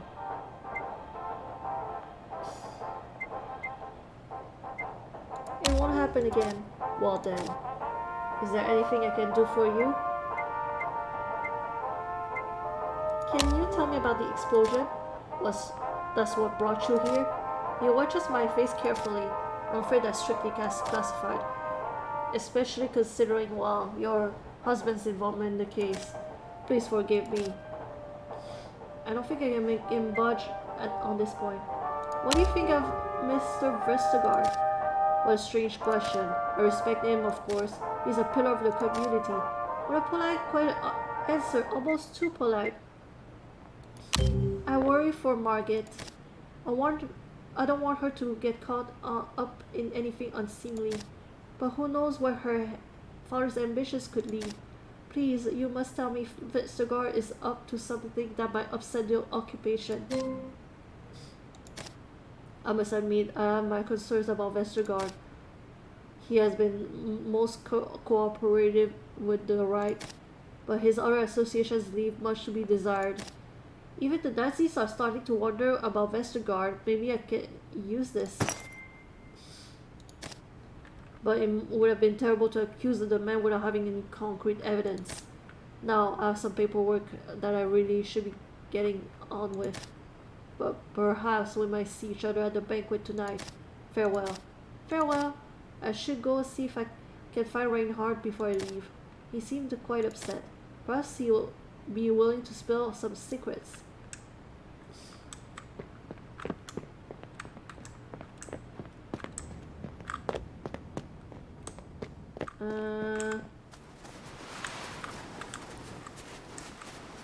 Where is he?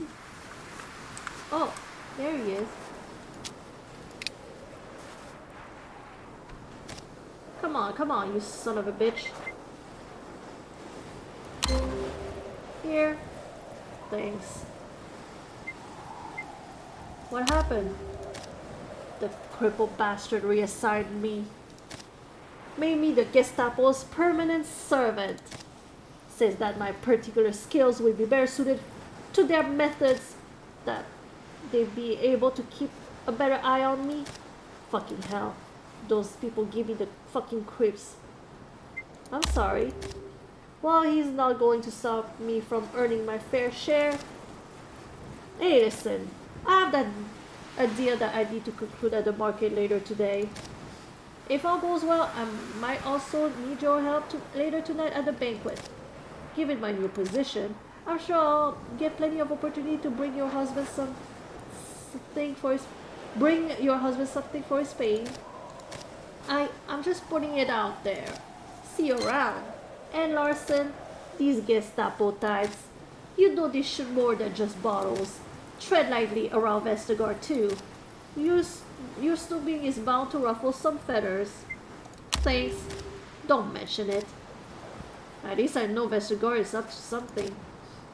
But how is any of it going to help Anders?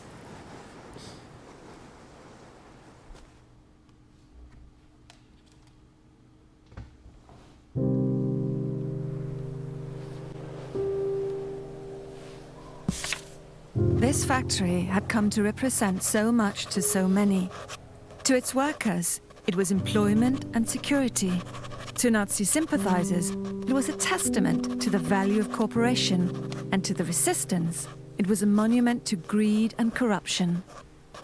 The bricks had taken on meaning, and their destruction was a direct response to that meaning. If there was any truth to be found here, I hope to find it. I felt for the workers who only want to feed their families and get through the war, even if it meant supplying the Nazi war machine. I scoured the area for clues, but something told me that there were much more to be found here. Collaboration was a messy business. Each side had their fair share of arguments, but this did not mean the arguments were equal. The resistance still spoke more truth than the fascists.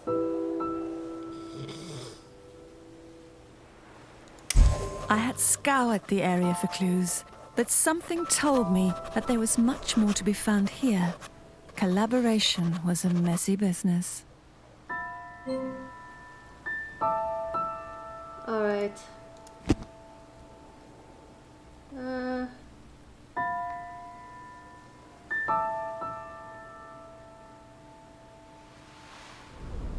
It's 5 p.m.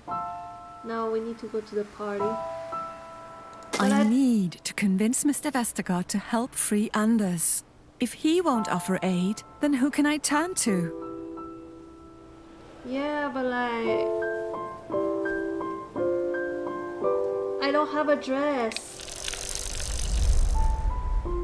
I only have those clothes. Oh? There's something up ahead. There's something up ahead.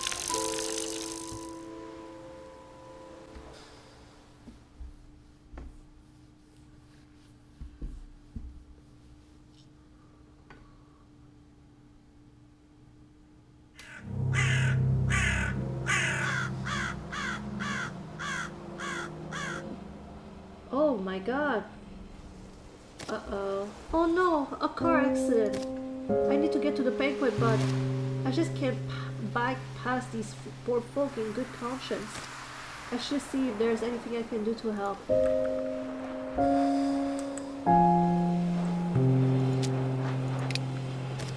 How fast were they driving this thing? Damn, like, it's still on fire. Oh no, her eyes were welling with tears as she tended to the wounded boy. Shh, darling, it's alright. Ah, it hurts. Is he bleeding anywhere, ma'am? No, I don't think so, but please, we need to get him to the doctor. What happened? Oh, that bad driver.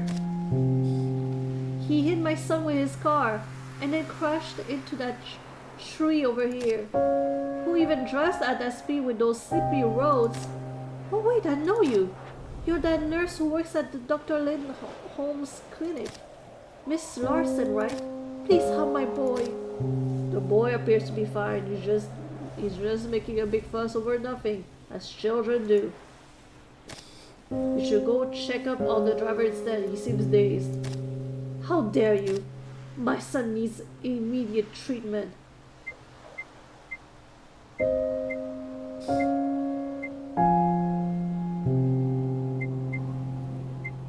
I'll go see the driver in a moment. Thank you, Fraulein. The driver's the one who caused all this. Oh, my poor boy. Let me have a look at him.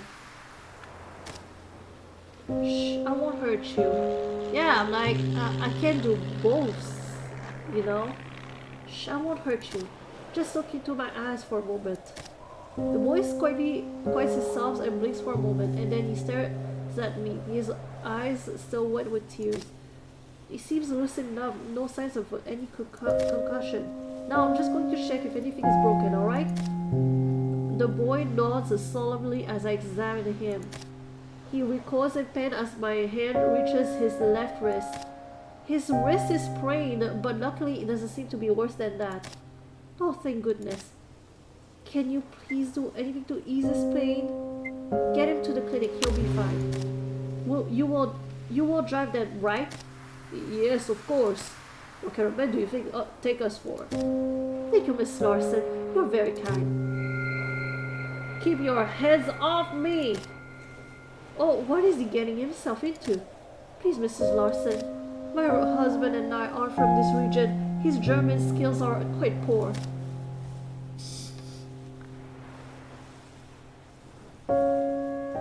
Oh, hi! Hi, Lou. Sugar, we're glad you're Welcome. here. How are you doing? What's up? What have you been up to? Could you go make sure he's alright? I have to stay here with my son. Of course. Excuse me.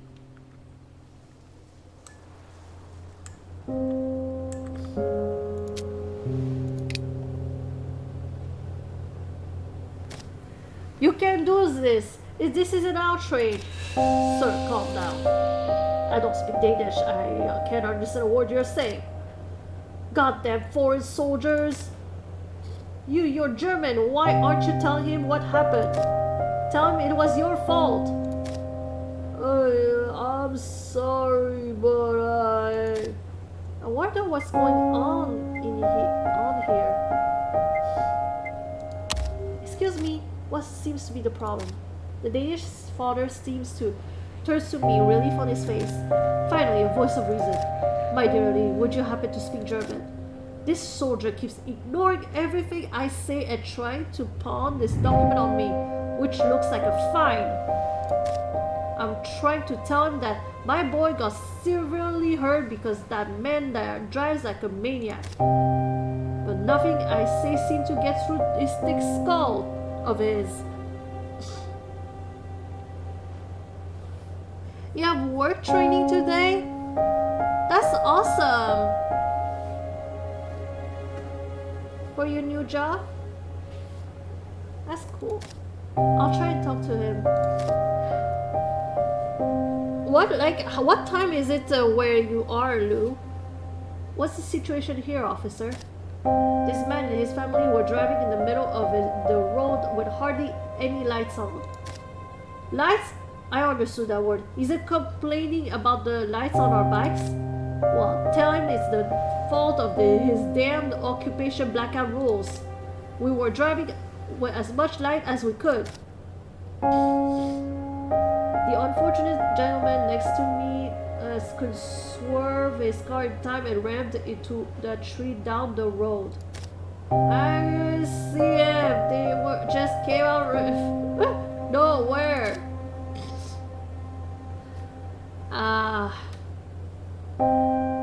Now I'm trying to explain this Danish fellow here that he needs to pay a fine to cover the damages. What about the boy? An unfortunate incident to be sure, but hardly the fault of this gentleman. What was he to do? What's he saying? He says you need to pay a fine for the damages incurred to the car. I have to pay a fine? The German bastard who was driving the car is clearly drunk as a skunk. He was way off over the speed limit. He reeks of liquor and his gaze seemed to constantly glaze over. I don't think he has sustained any injuries. Are you drunk, sir? Drunk? No such thing. What a blatant lie. He's clearly drunk, sir. Who's to say? Doesn't change the scenario at hand. Just tell the man that he needs to take the fine or we'll be forced to arrest him. Hold on just a second.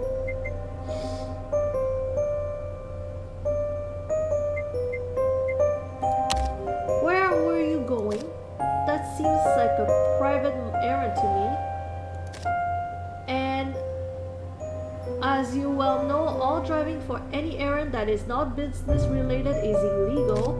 If you're going to find this poor father, then you should also find this man for breaking the law. Look, lady, I'm not a police officer. Let's just forget about all of this.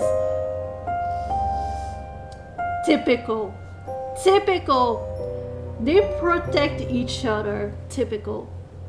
You may not be a police officer, but sure damn well good shit. Should as well wear blue. No, it's not a new job. Oh, okay. Your job has a quarterly year trading.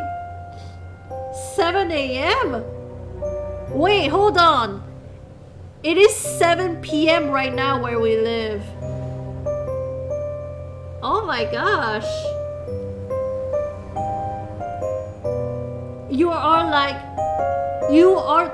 12 hours from where I live. Like you're literally on the other side of the earth.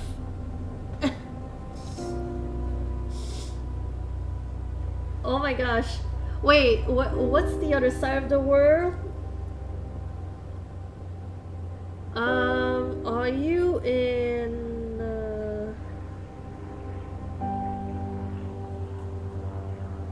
hold on, let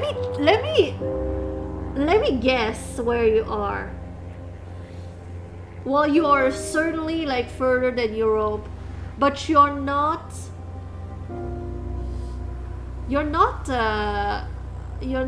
Australian time, I don't think.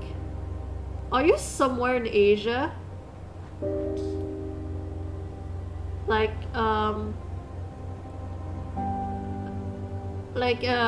I would say maybe Thailand, in that area, around that area maybe.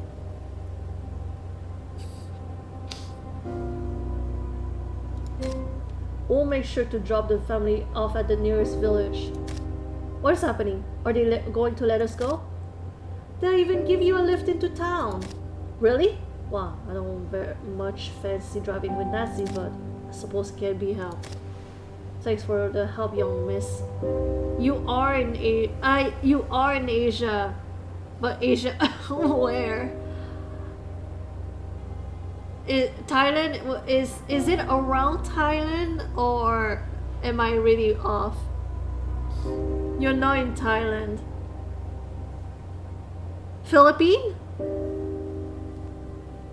Thanks for the help, young miss. I'm glad that's solved, but I need to go get to the banquet. I've already lost too much time here.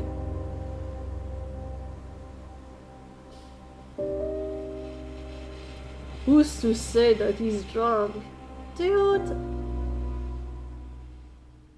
I'm about to fight them. I was about to fight them. No, I'm not in Thailand. Oh! Okay. You bet I would be able to guess it. But it's an Asian country. Indonesia.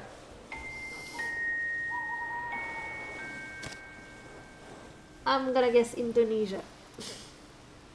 It seems the entire town has arrived for the banquet. This is my best chance to see if Mr. Vestergaard will help Anders. I have to convince him.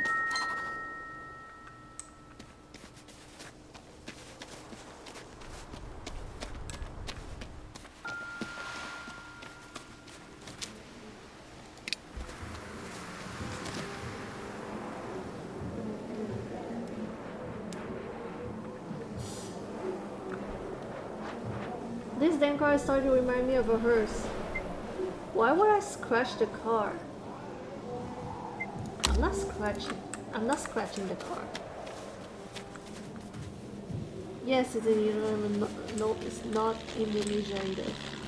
Okay, my next guess was gonna be okay, wait, hold on. Is it like, okay, give me a hint. Is it South or Southeast or East Asia?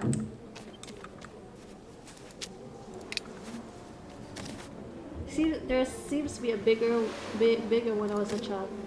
Margaret and I even tried to use it as a nice ring.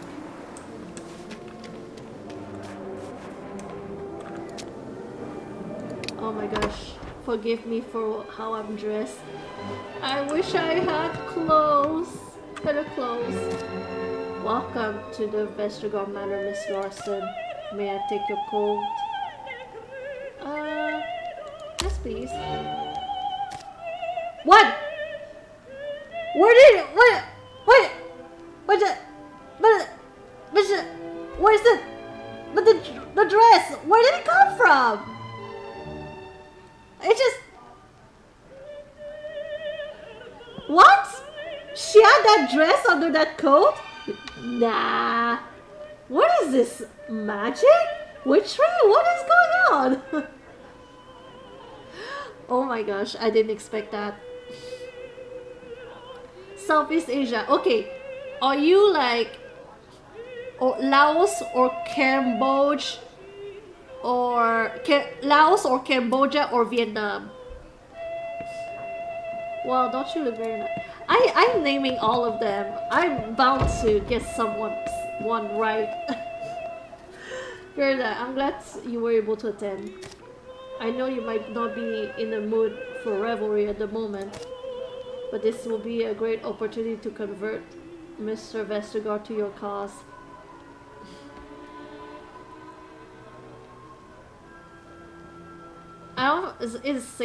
Singapore is east. I'm pretty sure it's not southeast.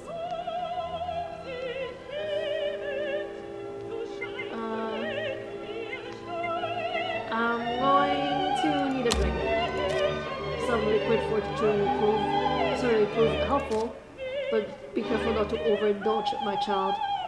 None of those? What? Okay. Okay, we're going into the territory of like... we're going to the territory of testing my geography knowledge, which is very bad. Wait, what? Singapore is southeast? Okay. Blue doesn't have to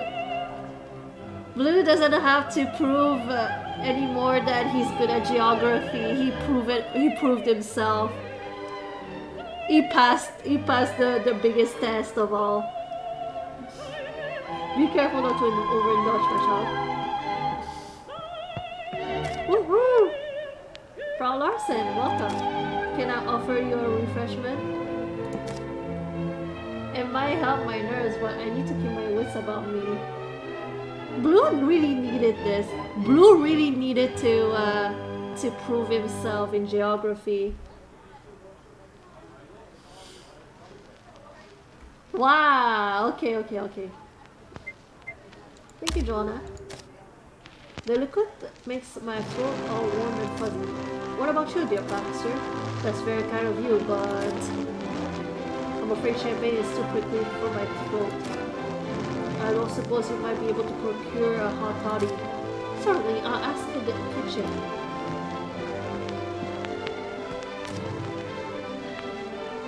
Remember, however, that Vestergaard enjoys a good sparring match.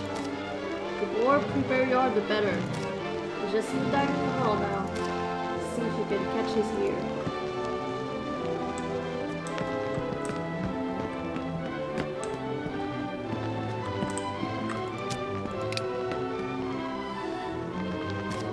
My old bulls needs a rest. Would that I had your full vigor, my child?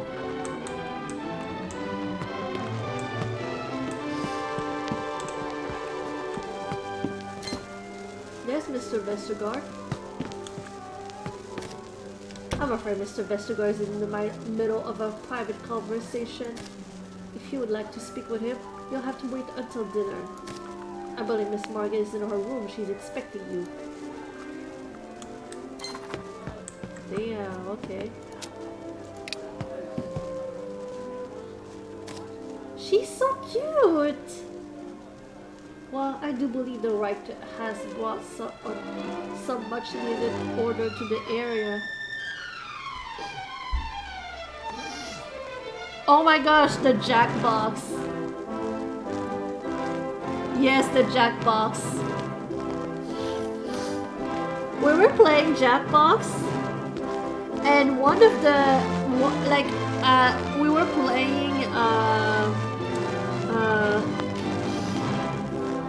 what's it called again? Trivial Murder Party.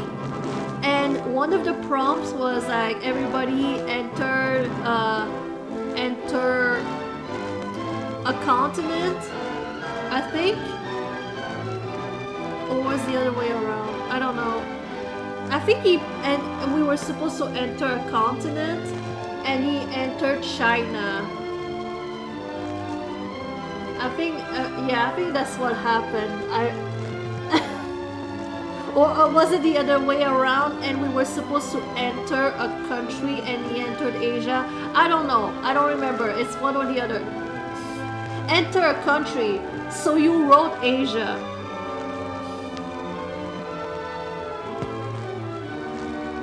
Oh boy, did we make fun of him for a while. Did we make fun of him for a while. But then he proved to be very good at geography. It was just a fluke.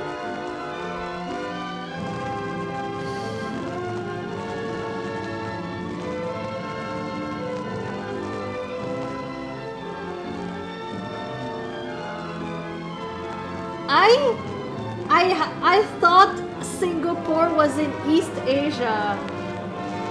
I thought it was like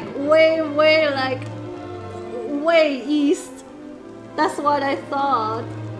Or maybe I'm thinking about something else that I mixed them up.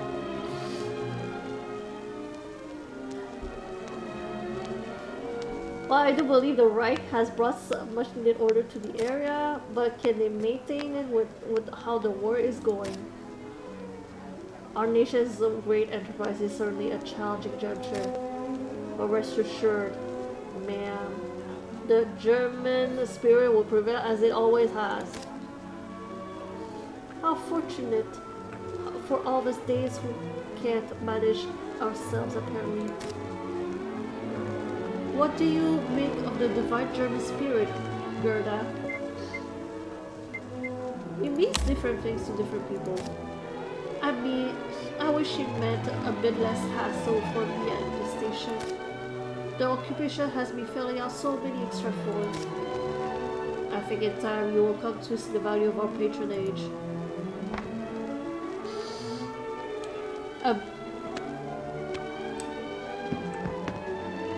East Asia is like China, Korea, etc. Singapore is a bit far from East Asia. Okay, now I need to check.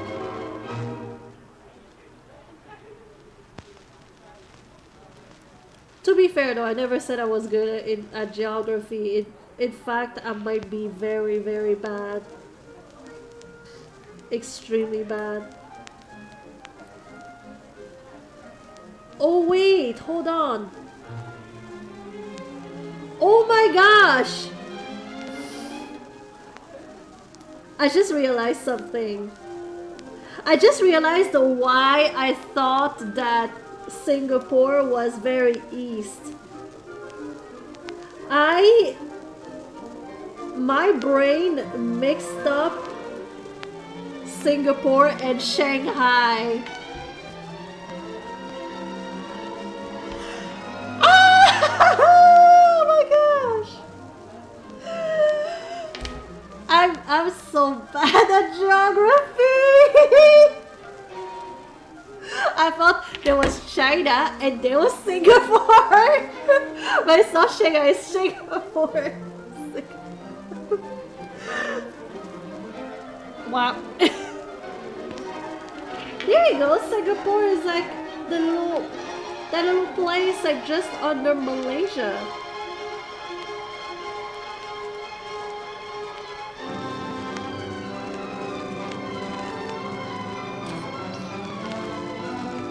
Yeah, it's I'm looking and I'm like, yeah, I'm very far. It's very far from east. It is extremely far from east. It's so funny. Shanghai is in China. I know. I just mixed the two of them for some reason. I thought Singapore was Shanghai.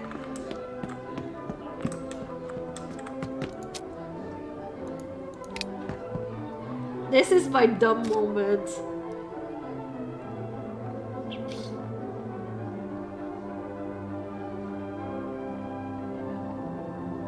Yeah, oh yeah, the guess the location. I stopped doing it because for a few reasons. One, there was a low amount of participation, and the second one was that people would wait for like blue to answer, and then and they would be like, oh yes, I'll guess the same thing.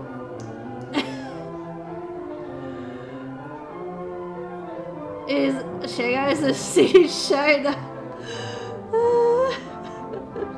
I know Singapore is tiny, but not that, not China.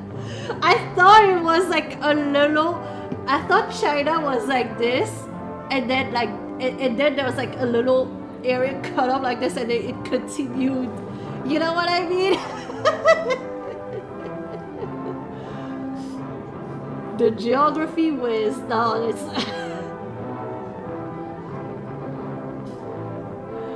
not the geography whiz.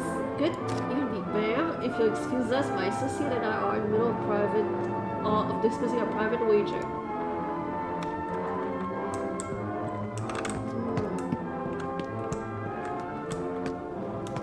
Where's everybody?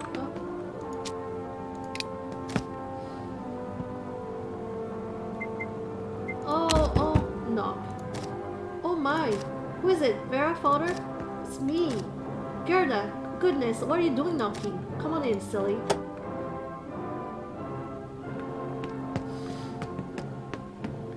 I learned my lesson. I'm knocking. I'm nearly done here. What are all these papers? Oh, these papers.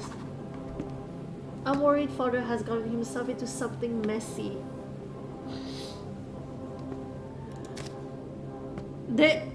Y'all, my viewers have too many ammunition towards me. Like, I'm done for. I'm done for. Like, they have enough ammunition to make fun of me for the rest of my life. I've noticed a few inconsistencies in his accounts, though nothing really explicit yet. But enough about that. Goodness, am I glad to see your face. There are so many people out there, Danes, Germans, Nazis, smugglers. I feel as though half of them are ready to thrust a knife into the other half. Now that I think about it, Lou, most of the people, because you said that you watch Nina Struggles and some other people, but they are all like North Americans. Like all of us, all the people you mentioned are North Americans, so it's like, aren't you like that's got to be a struggle. I feel as though half of them are ready to thrust the knife into the other half. Your father sure brings people together. Oh, you know, father, he's never been choosy about his company. As long as there's a profit to be made, why? I wager he'd be happy gallivanting with a swamp toad. I must admit, events like these always make me a bit nervous. There's so much pressure to make a good impression. There are a lot of prying eyes, and a few too many of them belong to the Gestapo. They do send shivers down your spine, don't they? And an inspired writer does need her material.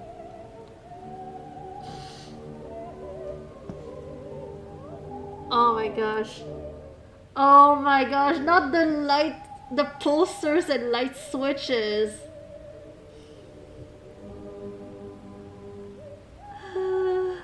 Oh my gosh, y'all.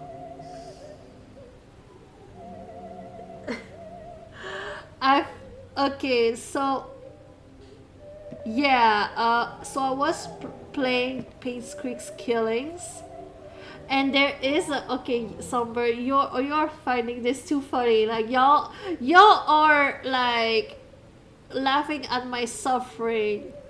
I don't appreciate it. I have feelings, you know. So there was like a safe behind a poster, but I didn't know it at the time that you could rip off the poster. So I was clicking around, and I clicked on the poster, and it just like suddenly ripped off to reveal the safe, and I yelled like and there was it's not like a light switch, it's more like, you know, the switch to the power. If you look into my clips, my paint squeaks killings clips, all my jump scares are on there, but I did I pulled the lights, the switch for the electricity. It made this big sound, and I yelled as well.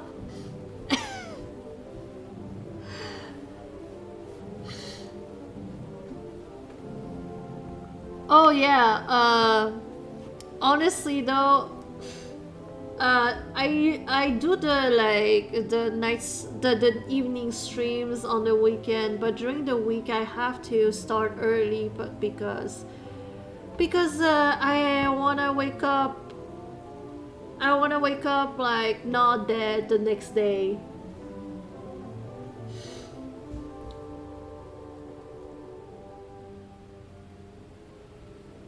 Yeah, they are the clips. There are the clips on my channel. You can't wait for mortuary assistant. Oh my god. I don't want that. I don't want to play that.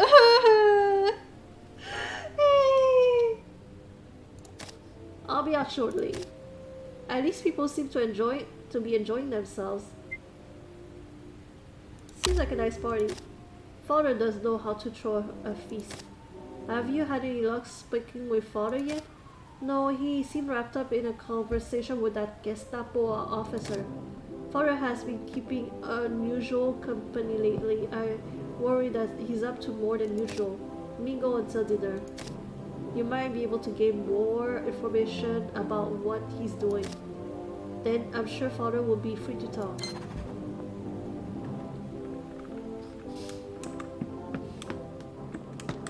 Oh, okay.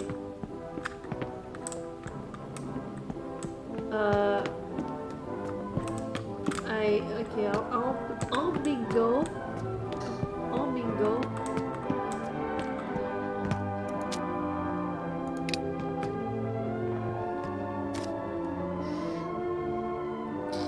Well, Frau Larson, you made it after all. This is quite the matter, don't you think? Oh my gosh, people are like peer pressure. This is peer pressure, y'all.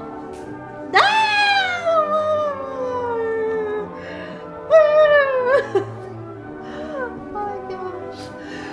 Y'all, I'm so gonna cry. I'm gonna cry, I'm gonna yell, I'm gonna poop on myself, pee on myself, the whole shebang. However, it's the thing about mortuary assistant that it's a first person free roam, so you might get like a motion sickness from it. No, I don't believe any of you. I don't believe any of you. Like, certainly you, Somber. I don't believe you when you say I'll be fine. Okay, I won't be fine. Fine example of what can be done when a person chooses to cooperate with the ruling power rather than, well, you understand. Why? We just approved Vestergaard's purchase of some foreclosed farmland north of town. It's quite the collection he's building up. Oh. Okay, nice. Is there anybody here that I can talk to?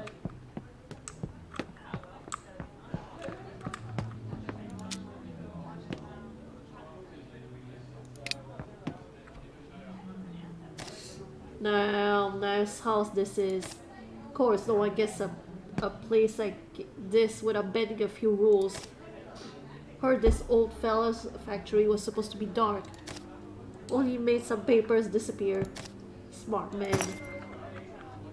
Is a local Vestergaard's factory is a local institution, but it's built on land that was supposed to be a public park.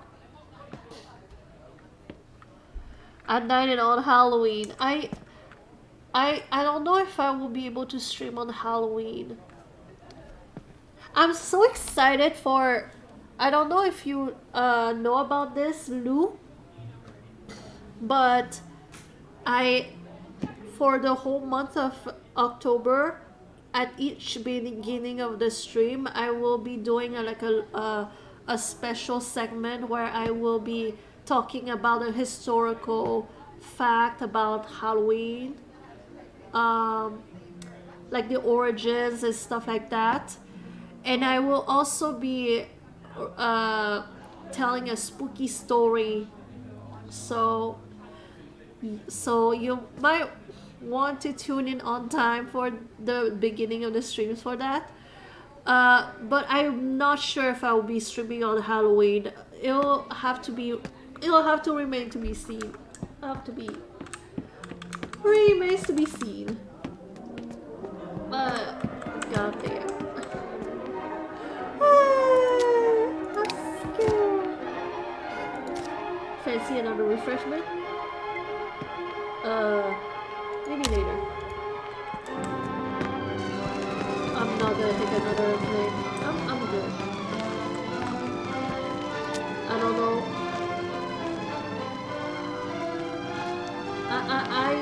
I don't know if she's lightweight or heavyweight, but I don't want to take any chances. I don't want to be that person like who dances on the top of a table at a rich person's party. I don't want to be that person.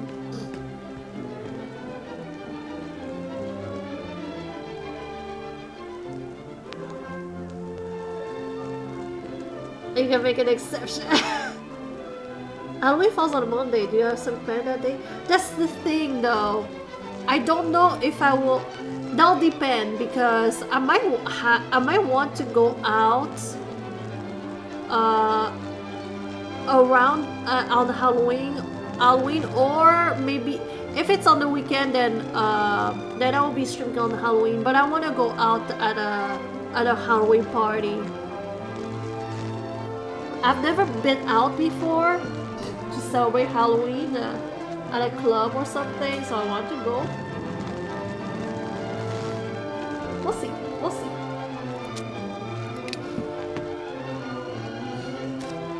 Golly, this sure is a big house. Do you know the fellow who lives here? I sure do. Then you must visit here all the time. Lucky. How many bathrooms do you think they have? A bunch, I bet. Oh my gosh, that was such a waste of time. Oh wait, it didn't waste any time. She looks more than unimpressed with the party. Do you know how much stuff Torben and I had to sneak past the inspectors for this party? These damn rich folk think they can get whatever they want. Small things, big things, doesn't matter. Did you hear the new rumor about Vestergaard's factory? That it was made on land allotted for a park. Good grief. I already knew that. Tell me something. Tell me something new.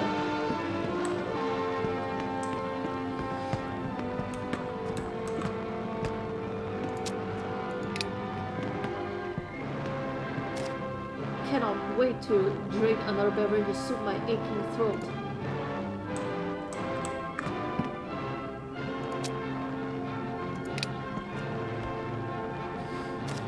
Gerda, what a lovely dress you've got on. You can start at midnight. Oh my gosh. Oh my gosh. Are people gonna be up at midnight though? I'm so glad you could make it.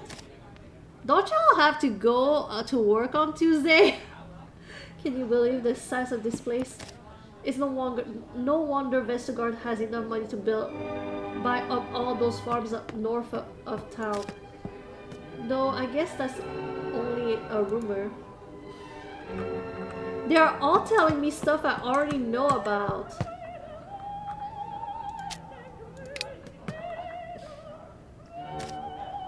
I haven't been in a room with this many Germans in ages. Read that into Charlotte. Did you hear she's started going to church again? Or at least visiting the priest? Doubt that it'll be enough to get that stupid goose past the pearly gates. Charlotte has been visiting Jacob for spiritual counsel. What could have brought this about? Dinner is being served. Oh. She meets regularly with talkative Pastor Jacob. He's been counseling Charlotte about her doubts. Oh. Wait. Oh, that's Vestergaard.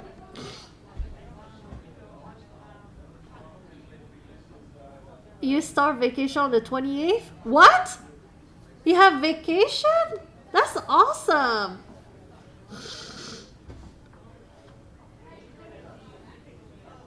Or start at 11 p.m. and stream until past midnight. Oh my gosh. I'll see. I don't know if I'll do it on Halloween night, but I'll try to do it the night before Halloween, because I work on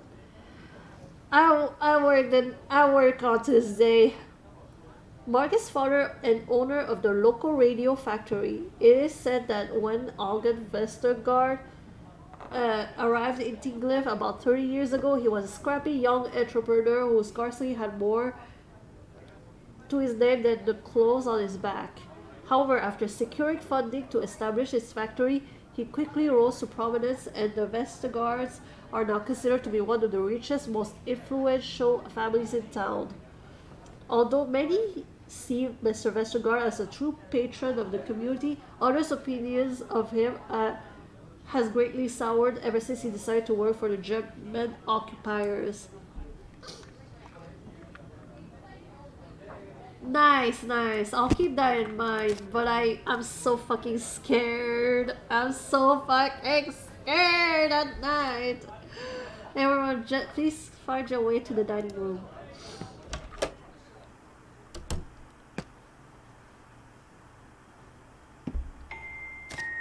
I suppose I should go join the others. I don't know how far I am into the like the end of the game. I don't know how far I am, like how many hours left I have to till the like the end. There's a final guest. Please have a seat, Gerda. Then we can begin the feast.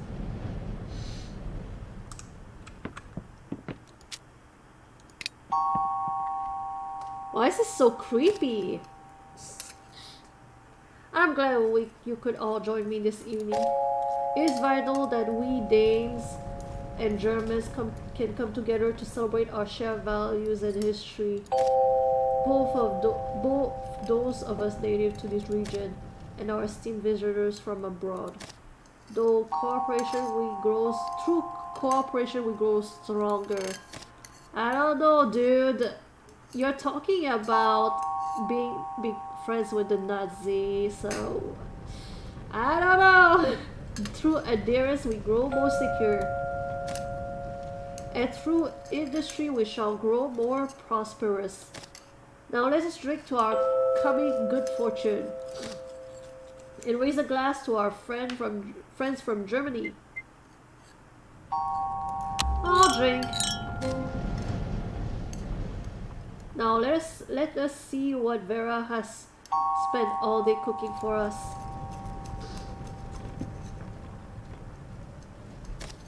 I'm not sloppy drunk yet, so that's good. And you see, that's what Hitler's accent was inevitable. A scent. There was really no other way for the situation to resolve itself. Oh, that's ever so insightful, her stall. But what if the monarchs had managed to form a coalition sooner? Then the party's victory might have been delayed. I hardly think that likely. Or perhaps we better hear the opinion of a more neutral party. What do you say, Frau Larsen?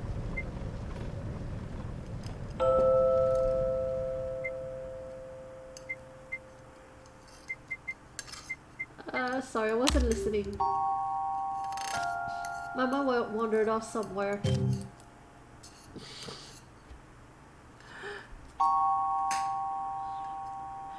Yeah, maybe he's just trying to survive. A lot of people are just trying to survive, yeah. But I have -7 in occupation and I'm still alive.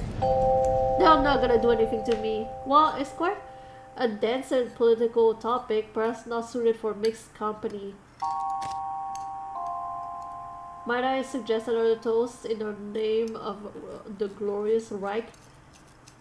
This is like... Can we have a better party? Like, there's no music.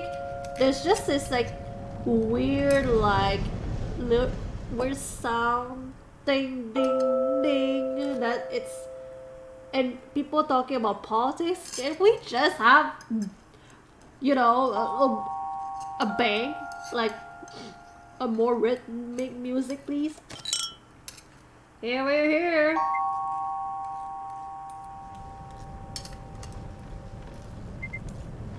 I'll drink on one more. I got the perfect buzz going on right now. Oh, perhaps next we should drink to loyalty. Speaking of the Reich, I think they're trying to make it creepy. What? It's not creepy enough. It's not creepy enough. This party like needs a random guest getting on the table, stripped down, naked, and start dancing like they are at a club. How are the recent military campaigns going? The spring will see our armies better mobilized.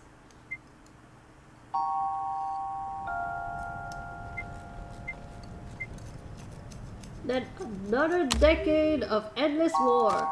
Ah, you joke, Frau Larsen, but that is precisely what will keep the German machine moving.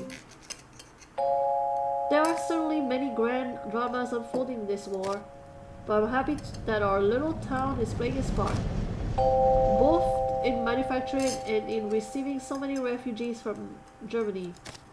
Hear, hear, my countrymen are most thankful for the Danes' accommodating nature. Why, just in 2 days' time, many displaced German will be passing right through your station. It's a good thing that our little Tiglev is rather quiet.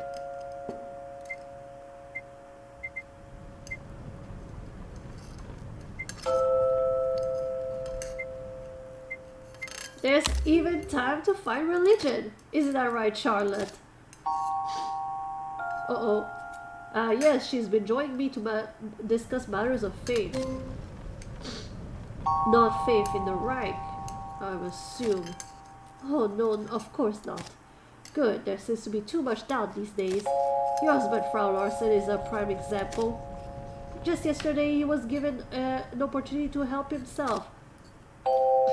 Instead he chose to give us a fake lead, to send us on a wild goose chase.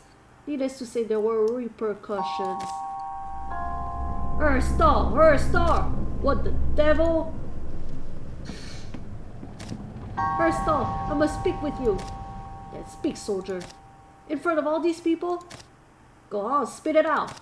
I'm not sure. Out with it. It's your son. He's gone missing. My son? Oh, I think I know where he is. Yes, sir. For some hours now. Right, well. If you'll excuse me, I clearly have some business to attend to. Well, that wasn't expected. I'm sure that rascal has just run off on one of his infernal adventures. Indeed. Trying to ease the tension. I'll sit this one out. I'm perfectly buzzed. What about you, gentlemen?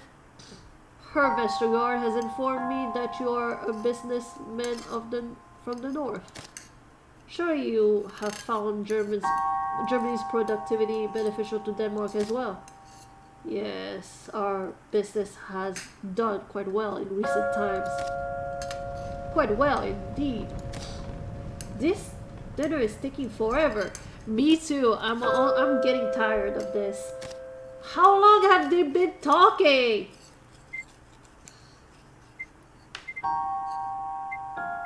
Is no one else getting restless? Well, in all honesty, I could do with a stretch. I would not object to a stretch myself. So eager to have the dinner over already. Very well, I suppose we've been sitting long enough. Though, in truth, I must attend to some business in my office. Please, all of you, feel free to mingle while I am away. Thank God. I was also getting hungry. Ah! Vestergaard disappeared before I had a chance to speak with him. I'll need to go to his office.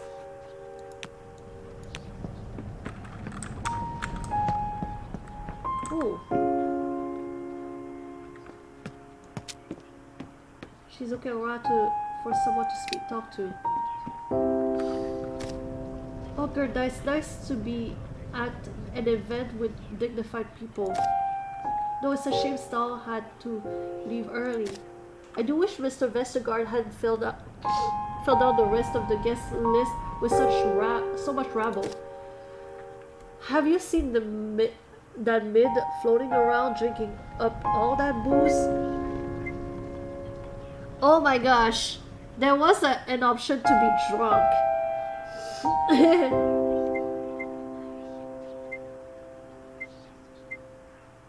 At least it's quality wine. Oh, of course, Vestergaard is a refined gentleman. He knows what a good drink is. Unlike that mid. It's no wonder she has to water down her own stock. Probably drinks half the product herself. Waters down the beer at her inn. Oh, Mid, how dare you? Get out of here. That was certainly a lively dinner. Not a lively dinner. Oh well, executed by Vestergaard, especially given the rumors I've just heard. Rumors? It seems he's been helping various resistance groups, although never very openly. It seems he wants to improve his reputation once the war is over. It seems that Vestergaard has been helping various resistance groups, though he's keeping it a secret for now. He probably thinks... There you are.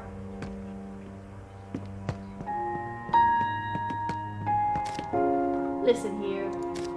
Me and these Danish fellows are looking to have a chat. Only the rooms is a bit too crowded for comfort if you catch my meaning. Getting rid of those two down here, then you can translate for me, eh? Might be something in it for your husband. And by the way, I saw that Torben Doper wander into the library. Doesn't seem like the reading time. He must be up to something. Don't let him gum up my business.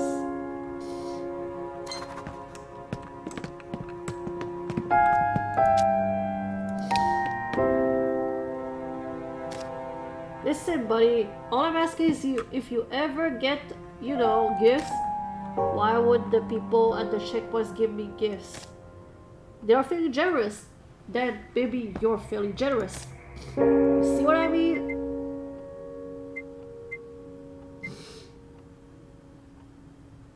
I don't think he sees what you mean. Ah, you're right. Probably the lost cause. Christ.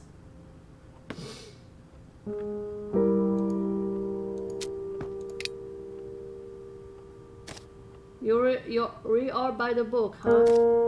I'll have to talk to some other people before I can get them to leave.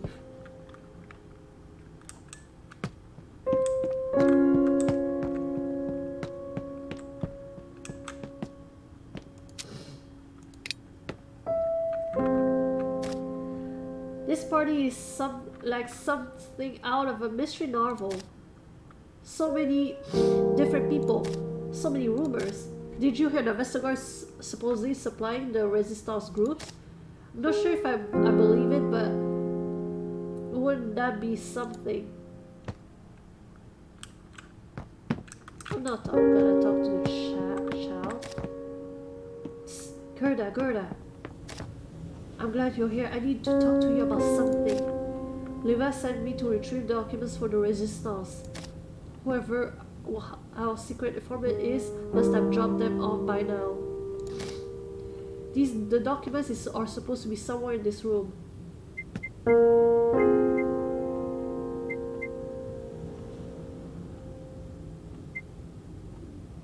In the library? Yes, but I can't exactly rummage through these books with those two here. Min is one thing, but your dad ain't exactly a rebel. Can you get them out of here, please? I think that Ragnar bastard has been looking for you too. Best avoid him.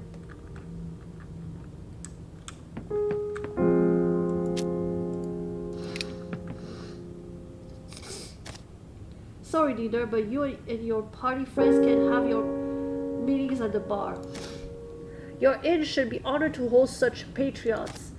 What reason could you possibly have to deny a meeting of the local volunteer club guard? The bar's too small for starters. Could you take this conversation elsewhere? Oh, Marston, dear darling, perhaps you could convince Minda to let my guards volunteer use her inn. Don't count on it, old timer. Damn it! How am I supposed to?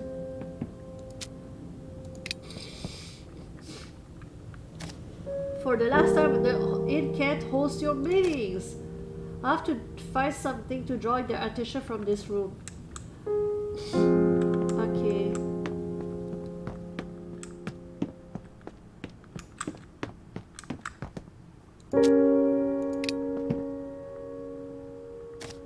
I think you had too much pork.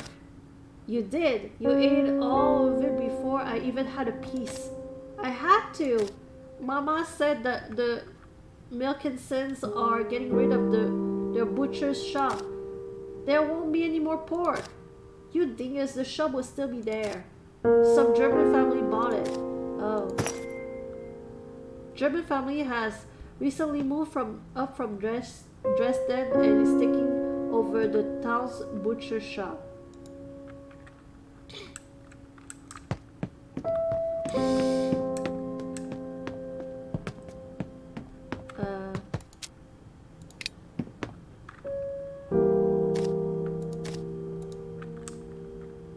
Yeah, that don't.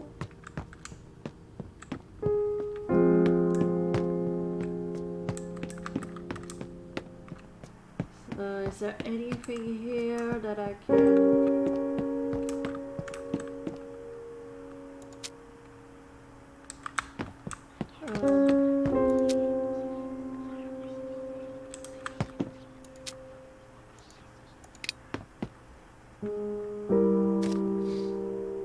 It's good to see a sensible face, Gerda. Too many Nazis around here. Only thing they're good for is getting past other Nazi. Speaking of, you would happen to know if there are rumors about Hans Meyer or these rumors about Hans Meyer are true, would you? Word at the station is that he can be persuaded to let things through his checkpoint for a price. Could be useful.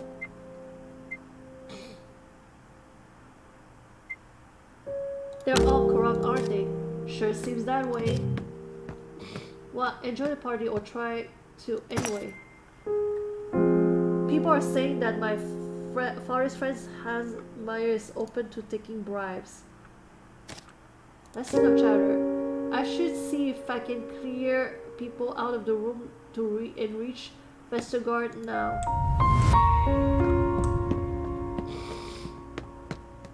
Gossip girl.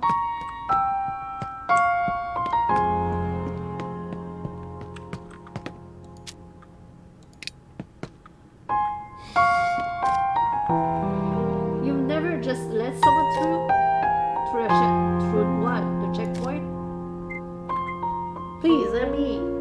Tell me you have something more interesting to talk about.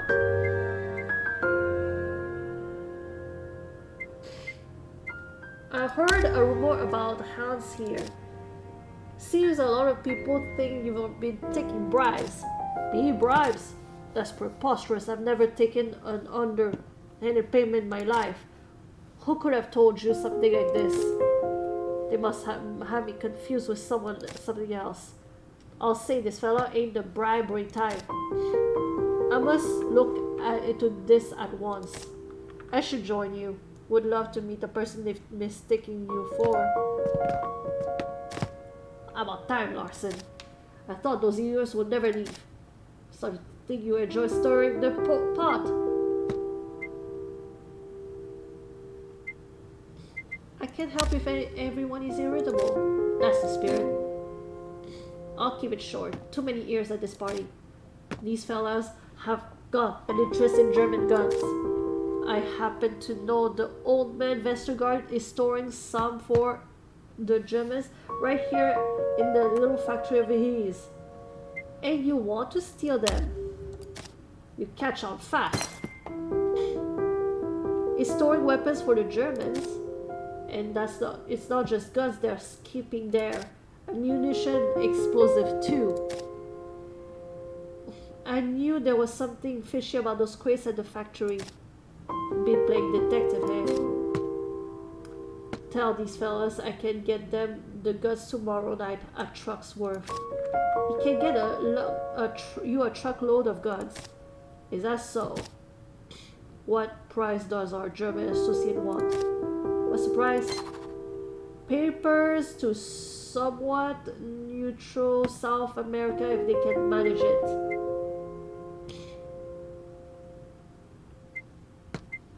You want to turn tail and run?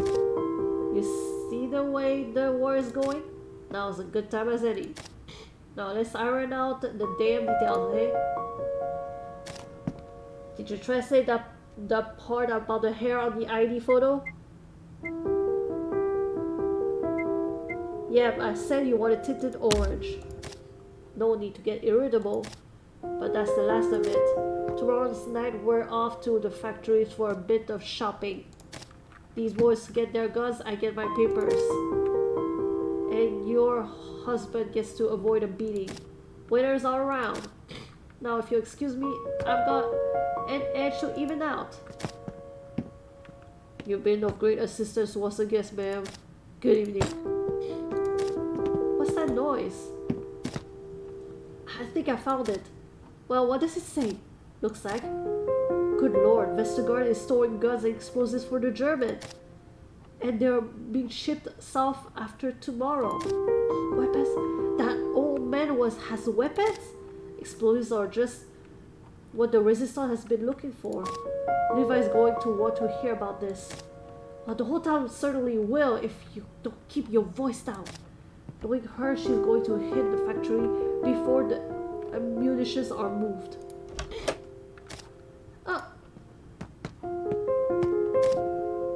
Oh, I didn't mean to startle you, Miss Larson. You're here to speak to Mr. Vestergaard now. No, I wouldn't hope for much. He's not in a very generous mood.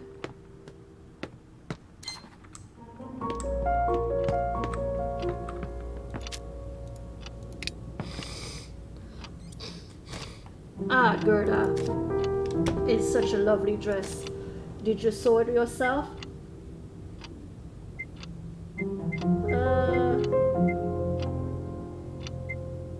Who else could have done it? You gotta have the touch. Such confidence. and well deserved. Opportunities to sort out finer garments are few and far between these days, though I must say I think this banquet went quite well, although I did find the pork to be a bit dry. I'll have to speak to Vera about that. Did you enjoy the meal? I sure enjoyed the wine. Ah, then you have a finer palate than most in this town. The countryside has its charms, but refined taste is a rare commodity. I do hope the evening provided you with at least some respite. I can't imagine these last few days have been quite easy. I have a hard time differentiating between wine A and wine B. It's all wine to me. I can't imagine these last few days have been easy. Maybe there's something I could do to help. Well, if anyone can, it's you. Perhaps one of the maids could pack you some of the leftovers. Or would you prefer a bottle of wine? Oh, a bit of extra eating oil?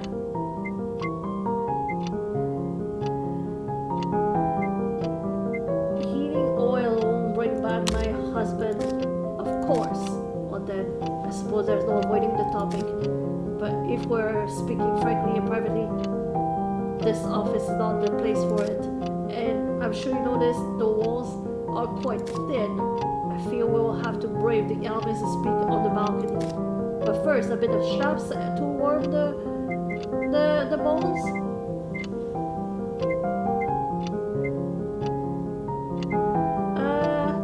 No thank you. If you're sure, well then, now then let's get going. Mocha! Hi! Sugar, we're glad you're here. Welcome! What have you been up to? How are you doing? Wait, where did he go? Where's the balcony? He just went and God, oh God. Where am I supposed to go? Is this a balcony? Oh, goodness. The wind cuts right to the bone. Yeah, I should have taken the snaps. Schnapps! Gerda, I hope it's not too cold for you out here. I rather enjoy the crisp air.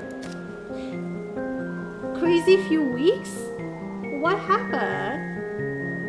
Yeah, I'm doing really good. I just enjoying life, enjoying the new games. Watched a lot of new TV shows.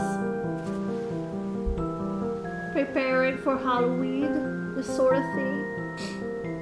As I was saying inside, I'm sure you're aware that your husband's predicament is a sensitive subject. The man who arrested him just joined us for dinner. Let us not forget that it is my factory which was attacked. What is it you would have me do?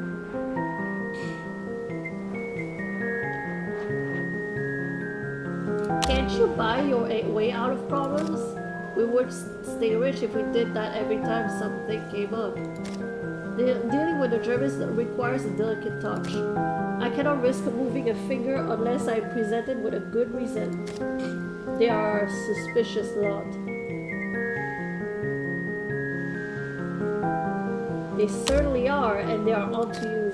Even Wolfgang has begun digging into your business. Has he now? And here I was, quite fond of the young man. Thank you for telling me. But I'm afraid this will spur me into action. To jump now would only validate their concerns. My factory and my workers depend on a stable relationship with the occupation. Does that require shipping Nazi goods? Margit and I found a German trade manifest in your office. People might want to know about that. Yeah, I wonder where that might have gone. But I'm afraid the shipping schedule is not in that mood you think it is. I supply the Germans with radio parts, quite publicly in fact. it only makes sense that we would communicate about logistics. But you don't just ship radios, do you? There's nothing sorted about a bit of trade. Nothing, not even when you're storing weapons. Endangering your workers by housing guns and explosives? Spare rooms.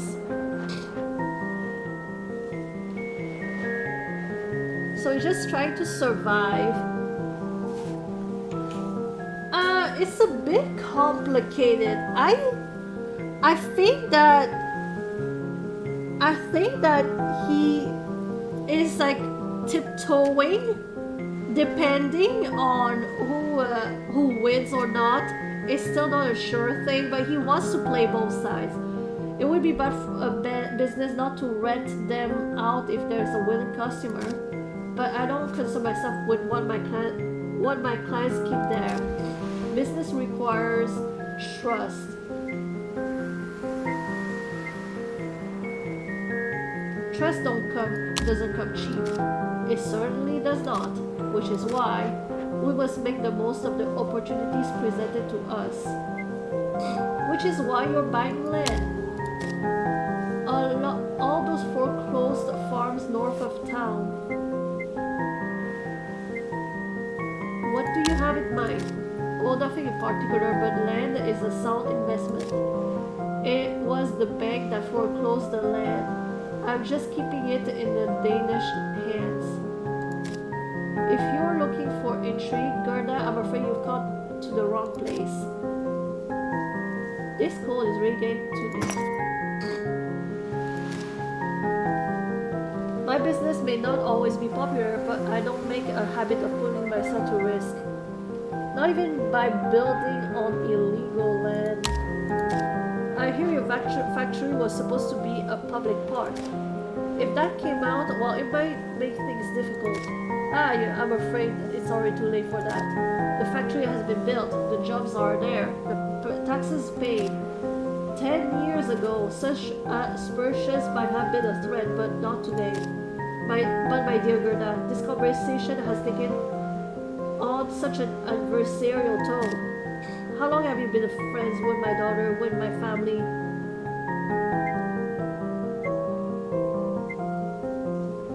What does that have to do with anything? I mean to say, you know me better than most in this town. Certainly better than the old families who wanted nothing to do with an upstart businessman. Thank you so much for hanging out, Lou. I really appreciate that. Have a good day. You know I'm not a cruel man. Certainly business requires a bit of iron and a firm stomach. But I have not lost my humanity. Which is why you help the resistance. Even if they attack you. Now there is a rumor that could cause trouble. When this war is over, I expect much of that what I've done will come to light. But a premature reveal would only hinder me. And then I would be of no help to anyone, including Anders. I suspect you came here hoping to get help for your husband. But I'm afraid I must decline. Then you won't help? I'm not a magician. I can't just make the cell bars disappear. My power does not come from open opposition, dear child. It is carefully constructed, diligently reinforced by mutual obligations. You must get others to rely on you in order for them to do your bidding. But just the same, you have brought many things to my attention, Gerda, and I must say I admire your tenacity. You deserve something for your effort. I'm afraid I don't have a habit of filling my pockets with valuables, but these cigars might grease a few palms. You know, I'm actually glad to be rid of them. I can't stand this stuff. But a businessman without a cigar is like a peacock without feathers. And we all have to make sacrifices to get what we want. He dislikes smoking and only does it to keep up the appearances. Perhaps in time you will bend the situation to your advantage. I'm sorry, Gerda, but this is something you will have to manage on your own. I have my own set of problems to deal with. I even made the mistake of letting my daughter get involved with a German officer. Each of us must put our own house in order first. Goodbye. Goodbye. Damn! I wonder if I messed up somewhere. This is why it's not helping. So that's it. Perhaps it was foolish to expect anything of him. But I can't let them take Anders away. I can hear laughter coming from inside. I've got no choice. If I want to save him, I have to break him out myself. Oh Gerda, listen to yourself. Breaking him out, what are you thinking? There's another burst of laughing coming from inside the banquet hall. You're not capable of something like that. But I have to try. I broke into the clinic to get the penicillin. I didn't expect that I would be able to handle that either. Seems that there are munitions at Vestergaard's factory. I know the Resistance is interested in getting their hands on them. They might even use some to break out Anders if I help with their mission. And if they won't help, Reinhardt has similar plans. Oh Gerda, they're made from different stuff than you. Yeah, this NPC, not only a lot of talking, but also a lot of internal talking. My brain is just like, it's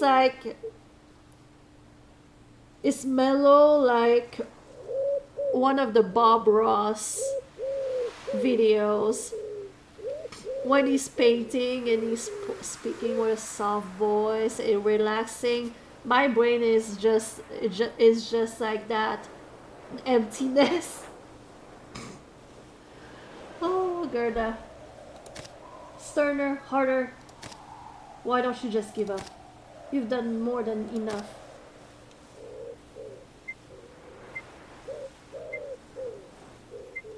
That's this. I can still do more for him. For this town. Oh, my hands are going numb. I should go home. There's nothing for me here now. You go, girl. Take matters into your own hands. You go, Gerda. How strange it was to see such opulence after so many years of scarcity. Vestergaard had gone to great lengths to display his power and furnish the banquet with as much food and drink as the black market would allow. But his wealth fueled his power. He wasn't willing to do anything which would put that wealth at risk. I would have to save Anders on my own.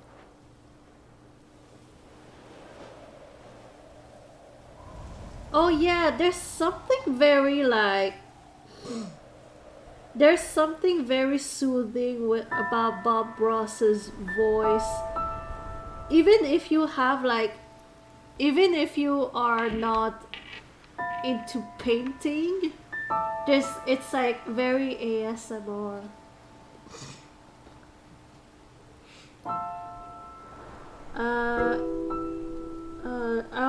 I had hoped guilt would drive him to do the right thing, but it seems his conscience was not as troubled as mine.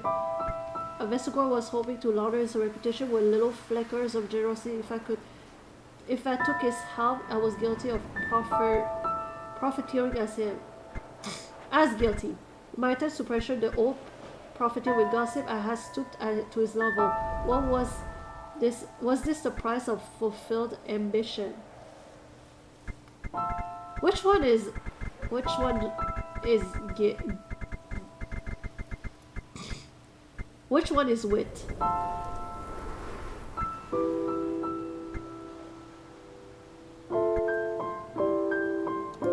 In my attempts to pressure the old profiteer with gossip, I had stooped to his level.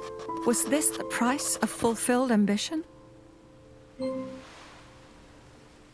Ah, nice. It was wit.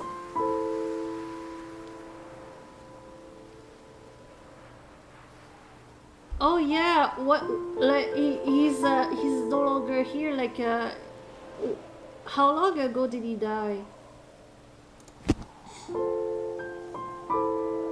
Feels like a long time ago.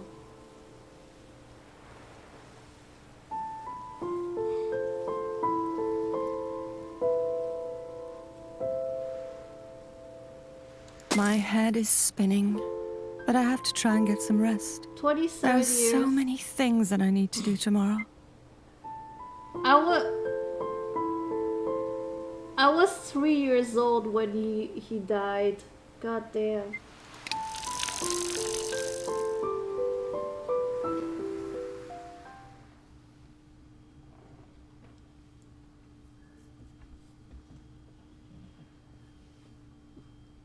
What did he die from?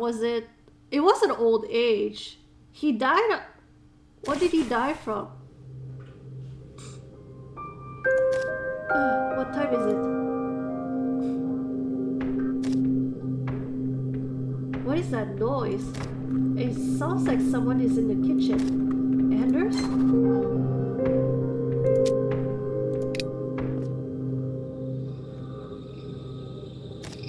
Whoa, is this the woods out by the lake?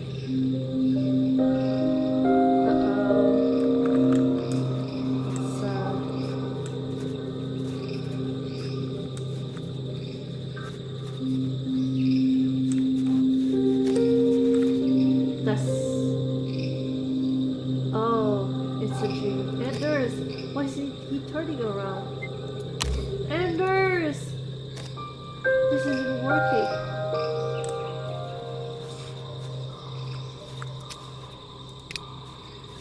Uh-oh. Anders? Gerda, darling, you're here. Lymphoma? Aww. Come, the picnic is all ready for us. A picnic in this weather? Yeah, I don't know like a lot about Bob Ross and his life. Dig it. What a wonderful spread. I only learned about him like a few years ago. What a wonderful spread. What's that? Sounds like it's coming from the shed. Should we see what it is? Do you really want to? We've only just sat down. Of course you're right. You've lit candles and everything. So romantic. Oh, listen. The blackbirds are singing. How peculiar. There it is again. How bothersome. I agree. Let's just wait until it goes away. Nothing good is on the other side. Wait. How do you know that? This is a nightmare. This is a horror game. Best not to discuss it, dear. No, you're right. We don't need it.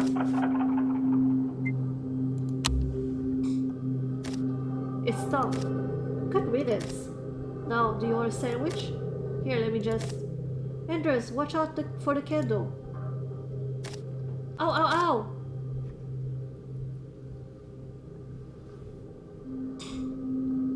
Yeah!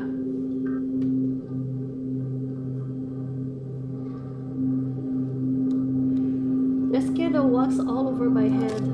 Was it this dark before? I can't see a thing. Anders! Are you still here? Anders! Oh my gosh. Ah! It's that sound again. Maybe I should check it out after all.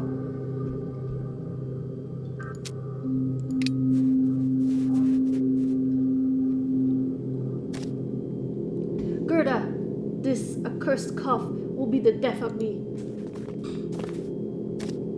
We need to see the doctor. We need your help. We need it now. Let us see the doctor. Please, just wait for a moment. There's too many of them. I need to talk to Harold. was a pretty horrible nightmare. Harold? Gerda, do something. Help him. I can't. It's the Gestapo. Open up. We have to go. You have to hide. Open up. No. Where did he go? Anders. Oh my gosh, what is happening? What in the nightmare is this? You really thought that was a good choice. Poor husband of yours. You didn't even try to help. I wanted to. I have to keep moving.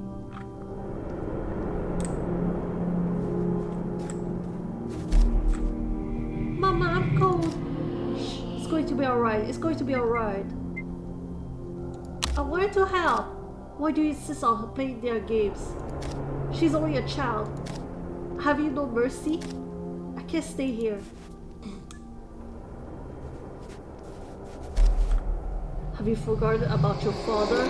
Don't you trust me anymore? I don't know. I have to keep going. This is dark. Hello, Gerda. So hoping that someone will solve your problems. I'm not talking to you. Won't you join me for a bite? Of course, with those hands of yours, you might stain the tablecloth. My hands? The wax from the candle is turning to blood. Oh, isn't that dear old Anders over yonder?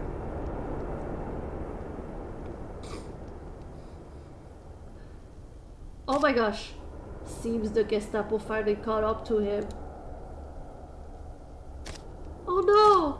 I have to hurry!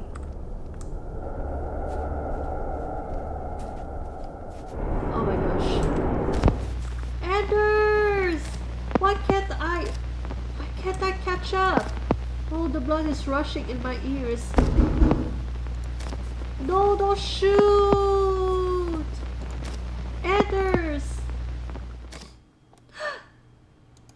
I'm at home.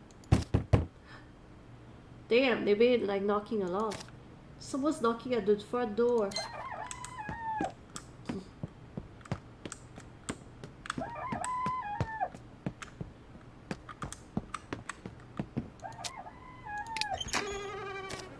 Goodness, child.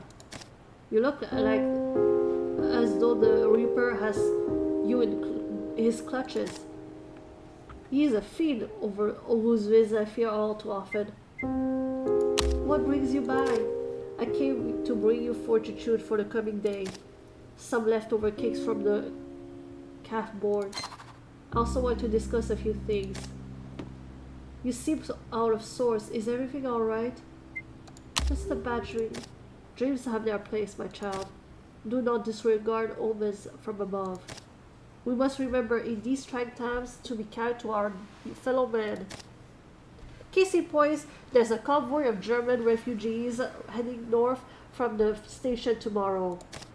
A perfect flock for ducklings to join. Torben has agreed to help procure the proper papers from some resistant members to the north.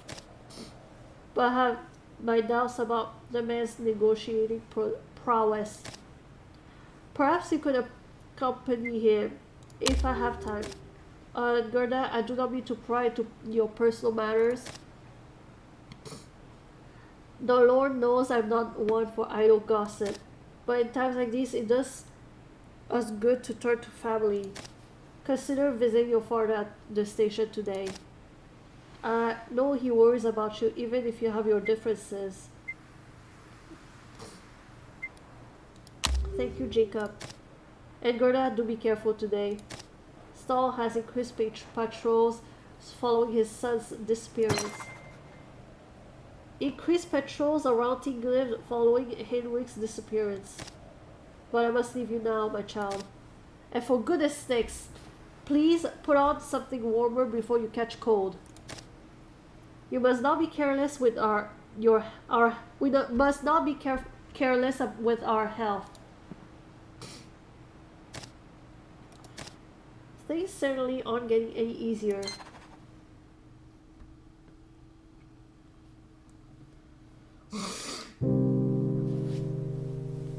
How far am I from the ending? It seemed that the events of the last few days were affecting me in ways I didn't realize.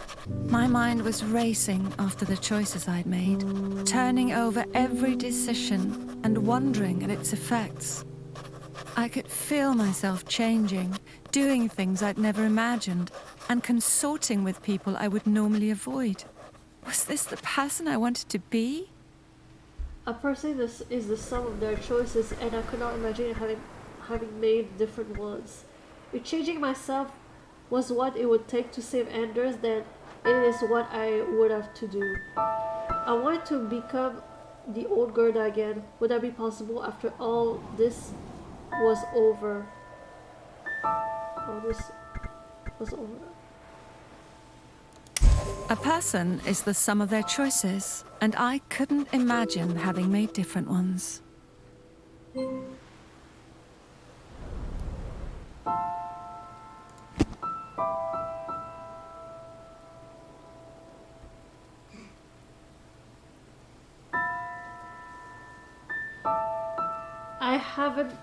I just realized I haven't gone to the bathroom since like early afternoon. So it's been more than 6 hours since I went to the bathroom. Yeah, I'm pretty sure I haven't gone to the bathroom since I didn't go to the bathroom since the start of the stream, and I started the stream like 4 hours and 30 minutes ago. And I didn't even go to the bathroom right before the stream. So, damn. I'm not even sure if I need to go. Does that mean I need to drink more water? Anyway, I'm gonna take a break now. A 5-minute break. I have to end the stream in 1 hour anyway, but yeah. We'll take a 5-minute break. I need to make... I need to see if I need to go to the bathroom or get a bottle of water, because clearly I don't drink enough. Anyway, I'll be right back.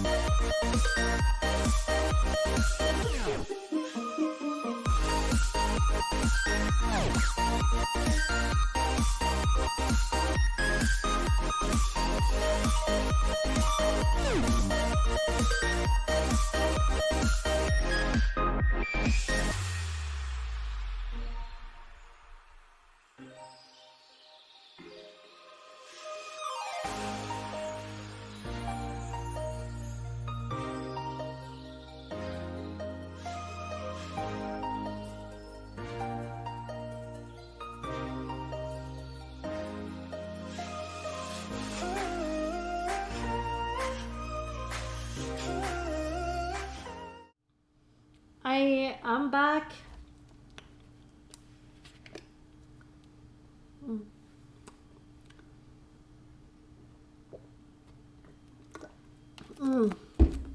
Ah.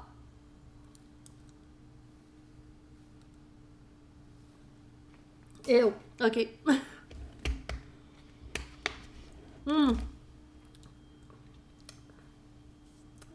Yeah, the answer to the question is yes, I did need to go to the bathroom.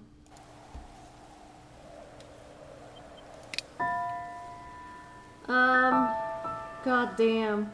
Am I far from the ending? Ah, I wish I knew. My father is friends with some of the guards at the factory. I could try to persuade him to tell me about their routines. The resistance is keeping Heinrich captive here. The boy's a bit of a sleuth. He might know something about the factory.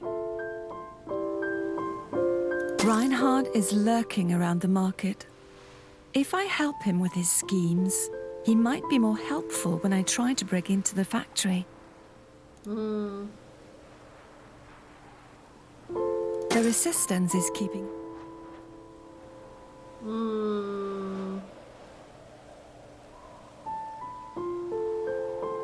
Reinhard is lurking around the market.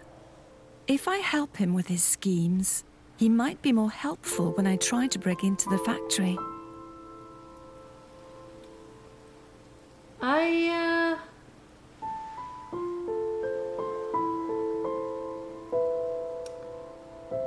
I think I'm going to go see Reinhardt. I don't know why, but I have a feeling that he is not as loyal to the... He's not loyal to the Germans like he pretends. He's about to knock the fuck out of them. Torben is heading west to get forged papers for Esther. Perhaps I can help ensure that everything goes smoothly.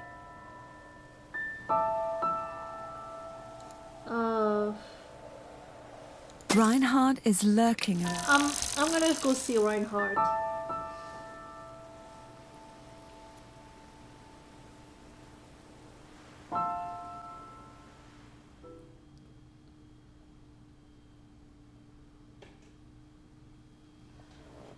Yeah, I know. I'm probably being foolish helping Reinhardt, but we're gonna need all the help we can get.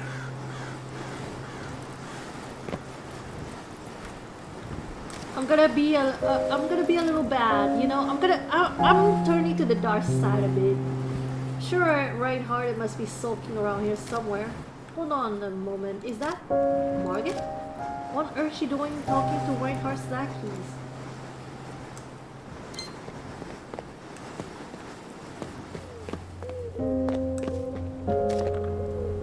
But I can assure you that we'll keep an eye out for him, Fräulein Westergaard. Yes, ma'am, you can count on us. Right, thank you. Thank you both so very much. Well, you look at that, Arlo. It seems we're joined by another lovely lady. Raoul Larsen, was it? Gerda, what are you doing here? I mean, it's so nice to see you. Is everything alright? Yes, I was just... Frau Westergaard was just stopping by to lift our spirits in this cool weather. We're much obliged. Yes, well, now I must be on my way. Good day to you, gentlemen. And to you, Fräulein. What's that all about? She's a strange one, that girl. But very rich. Very true. Now, Frau Larsen, what can we do for you? What did Margit want? Frau Westergaard wanted to know what her Reinhardts were about. Fräulein Westergaard wanted to know about her Reinhardt's whereabouts. Of course, we couldn't tell her anything. What are you up to, Margit? Perhaps Frau Larsen herself is looking for her Reinhardt. Where is he? He's currently engaged in some business dealings. You should be able to find him in one of the alleys. Just head left and continue straight on past the truck. Thank you.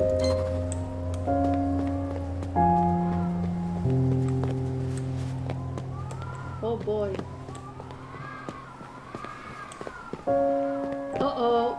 Something's happening here. two ladies standing in front of her. Oh my gosh, they're about to fight each other.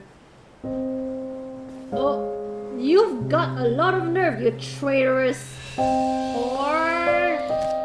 Even if your father is a prominent member of our town, there's only so much we can take.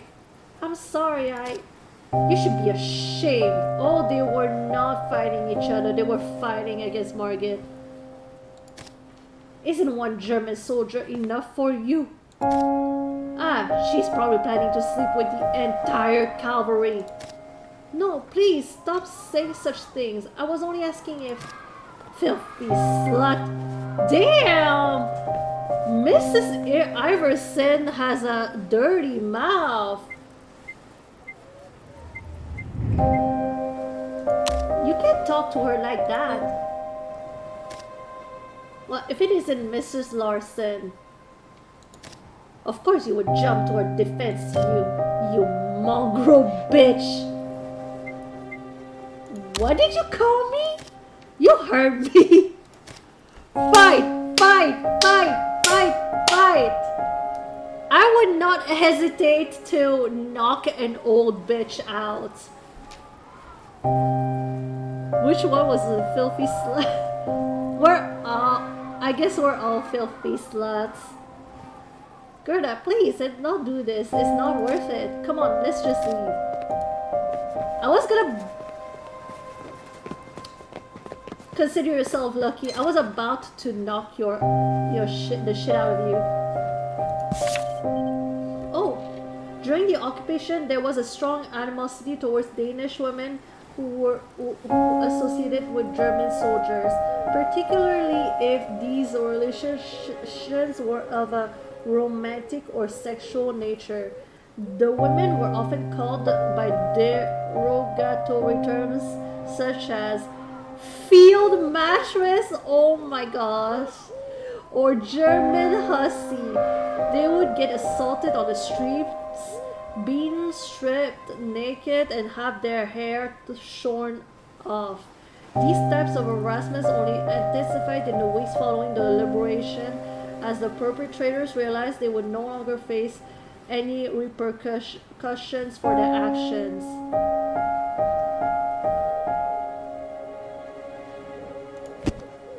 Marty, what's going on? What happened back there? I don't know. It's never been this bad before. What were you talking about? I was just asking if they had seen one of those German soldiers pass by. And then well, you saw what happened next. You were looking for a German soldier?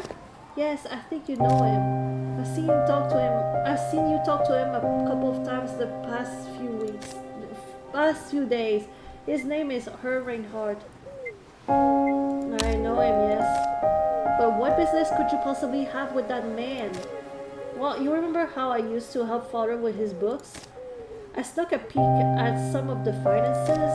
I've noticed that there have been a couple of discrepancies in the last year's accounts.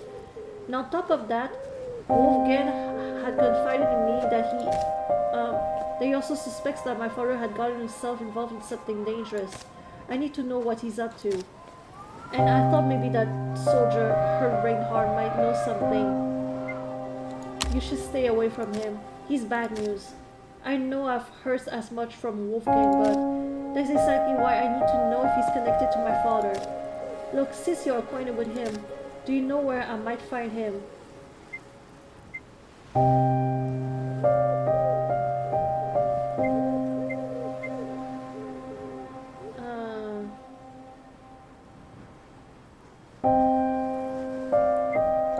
I'm going to see him now. Wait, what, really? Can I come with you? I'll talk to him on your behalf, I promise. Thank you, Gerda. She's been warned. Fraulein Margit, there you are. Frau Sommerfeld. Is everything alright? Oh, I'm so sorry to interrupt you girls, but I saw you from my window and I remember that Fraulein Margit wanted me to look over one of her manuscripts. Oh yes, did you already finish it? I did. I have some thoughts on the ending that I would like to. This might be my chance to slip away.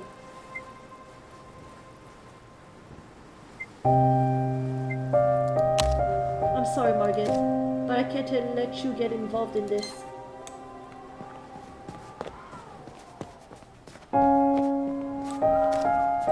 Ah, those awful Arby's are still there. I better not head this way. The soldiers told me that I could find Reinhardt in an alley to the north. Damn, she don't even realize.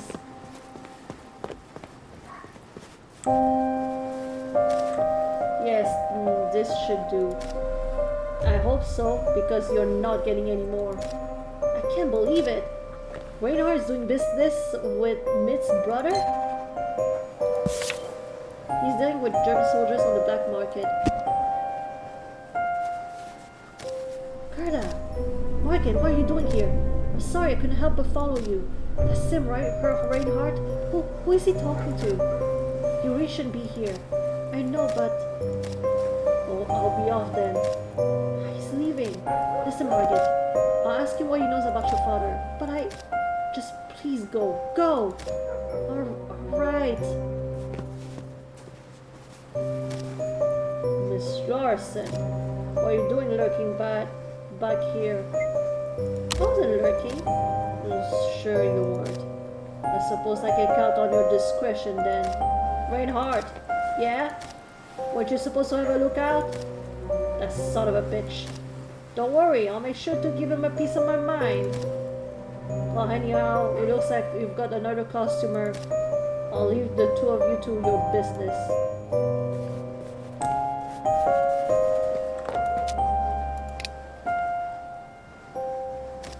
Oh, it's you, Larson. Listen, I'm not in the mood to entertain you at the present. How do you know this? You mean her, Eglin? I think that's between him and I, don't you? But perhaps there's something you can do for me. After striking that deal at Vestergaard's last night, I'm eager to wrap up some affairs. Got a lot to do before visiting that factory. That man only has so many places he can be at once. Alright, what's in it for me? I'm glad to see we understand each other. You came in here to acquire some more help for your poor husband, no? Well, we might be able to figure something out if you... Sorry, sir, I was... Where the hell have you been, boy? I had to... He eyes me nervously. Well, I had to go relieve myself, sir. For fuck's sake. Aren't you a waste of space? Get out of here before I tell the others you're not only incontinent, but also a blundering buffoon. Yes, sir. Sorry, sir. I received a tip that there is a man in town who sells, how should I put this, underutilized medical supplies. It's all out of my supply and it's wreaking a havoc on my nerves. My contact said this man would be willing to meet with me today. You want me to help you get drugs? Don't you think you should lay off? Mind your own business. Now, are you going to help me or not? I don't have much of a choice. Excellent. Come meet me in the back alley.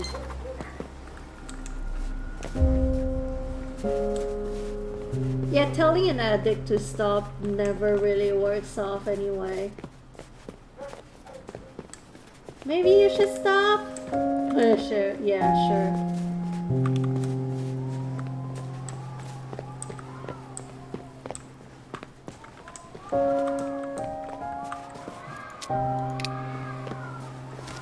You can't possibly expect me to pay full price for these barrels. Look at the leakage down here. Wow, are you blind? That's just condensation.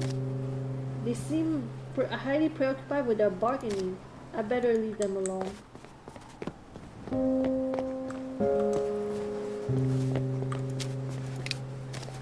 So you got the goods? Yeah, but who's the broad? She's my lookout. Larson, go keep watch by the corner while I settle this deal. Fine.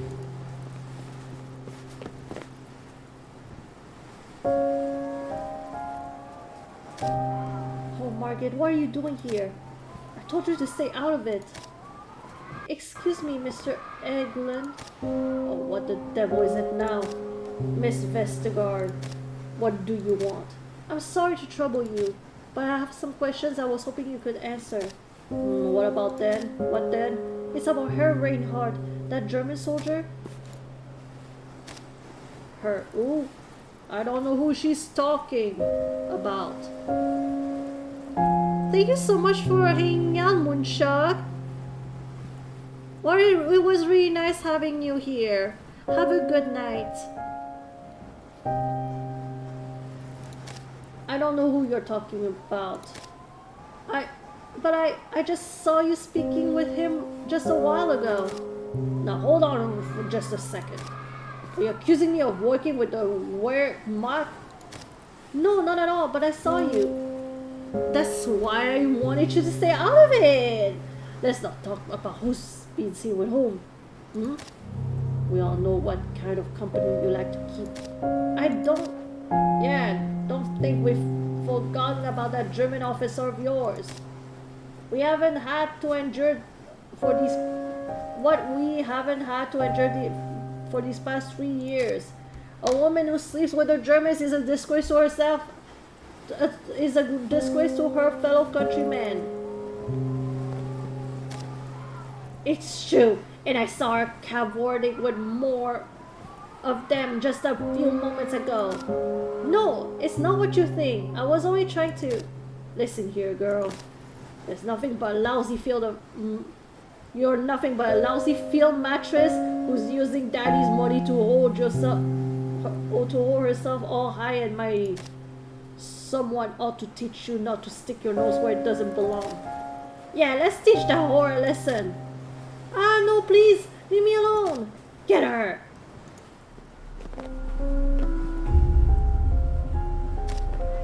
Oh no, Margaret, I have to do something.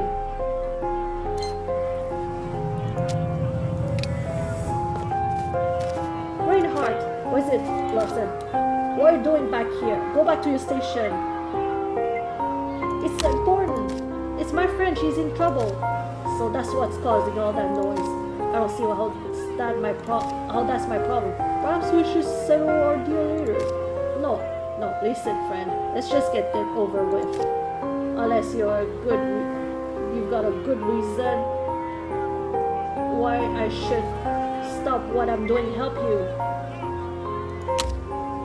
Reinhardt, please.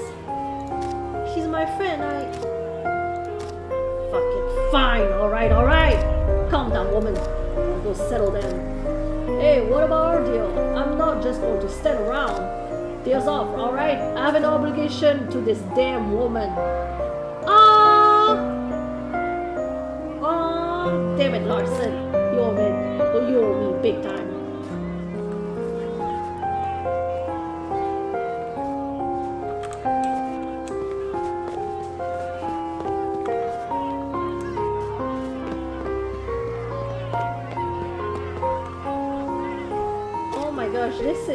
This is scary. Alright, listen up.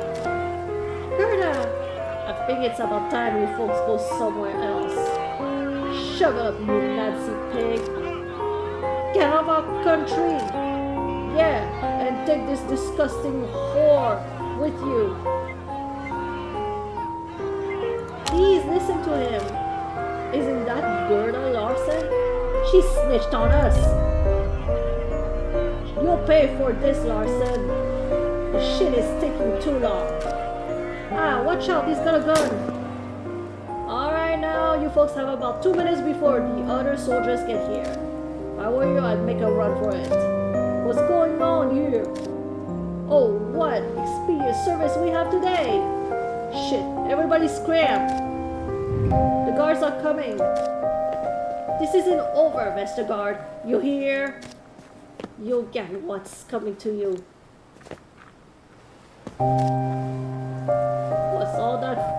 What was all that about, boss? Nothing you need to worry about. Just go over there and make sure none of those hounds come back. Margaret! Are you alright? Yes, I'm fine. Thank you for bringing help. And thank you, Herr Reinhardt. I'm sorry for all of this. This is all because I want to talk with you. With me? Yes, I know you're involved with some illicit business, and my father has been increasingly secretive. I need to know what he's doing, and if he's getting himself into trouble. Sure, your father deals with the black market, but who doesn't these days? I'm afraid I can't tell you anything you don't already know. But we might be able to find something else. What do you mean? If we can get into his office at the factory, there's bound to be some evidence of what he's doing. I do have a key. He's going to lose his mind if he finds out I give it to you. So please, Gerda, be careful. Find out what he's up to. Leave it to me.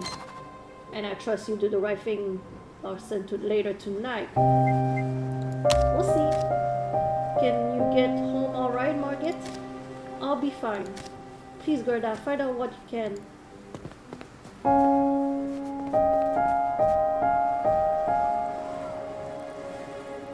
Oh boy. Looks like everyone needs something from you, eh? But first, what to look out for first.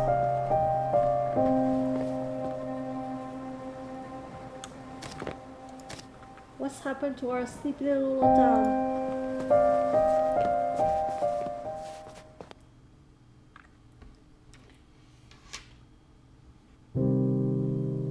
Damn. Tinglev was coming apart at the seams. The same neighbors who had shared cake and coffee only a few years earlier now resented one another. Driven apart by their German and Danish roots and aggravated by years of occupation, they were a powder keg ready to explode, and poor Margit was their victim.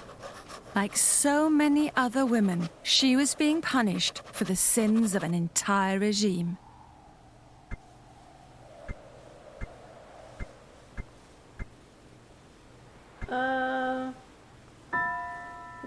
On a corridor we could not find by understood impulse, but if not viral conclusion.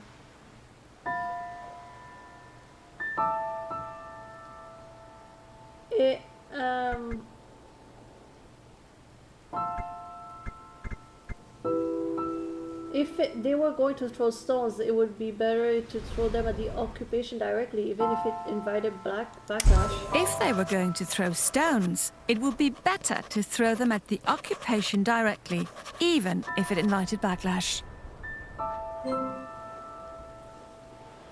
Nice.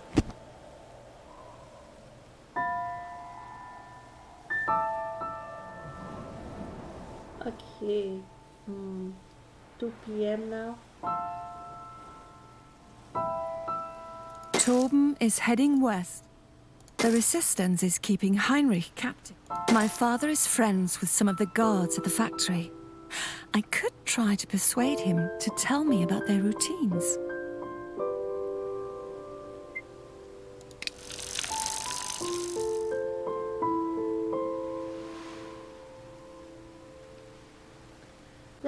Let's go see dear old Papa.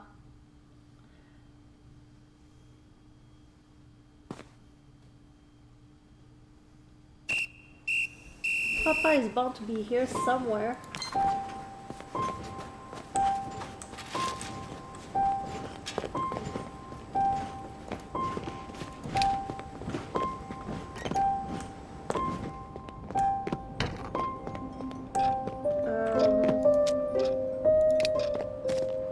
German refugees are flooding into southern Jutland.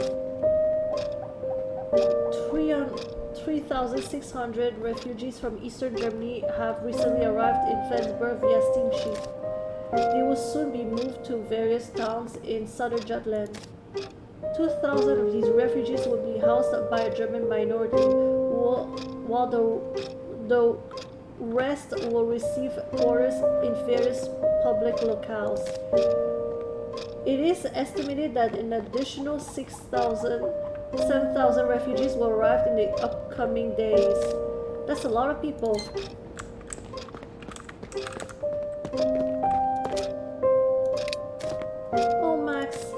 What are we going to do? We don't know anyone in this town. Don't worry, we'll make it work. At least we're safer now. That's all that matters.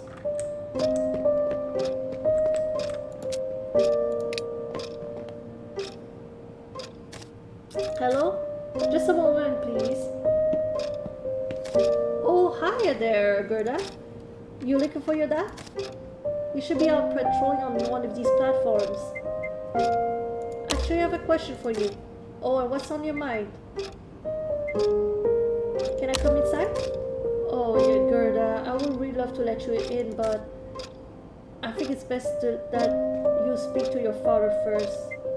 How are you and Torben? Oh, us? We're just doing just fine, just fine. Now that if that was all, I have some packages that are in need of expecting. You take care now.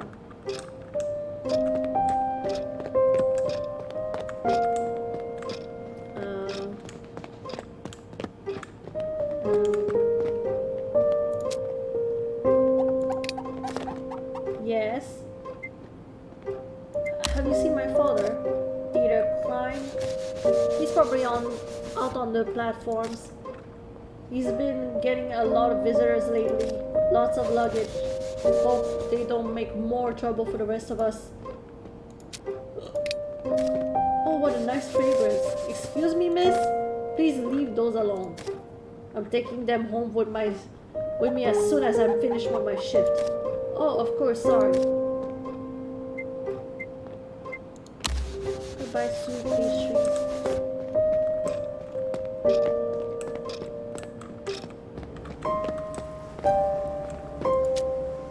Occasionally throwing a glare in the direction of the huddled refugee. As if I don't have enough of them here already.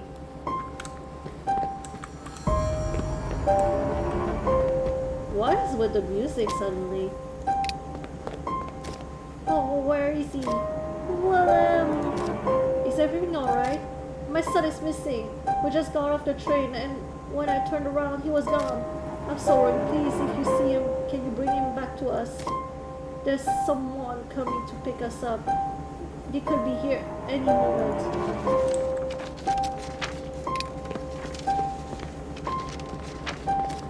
It's shut up at the moment. I should go into the waiting hall if I want to speak with Ursa.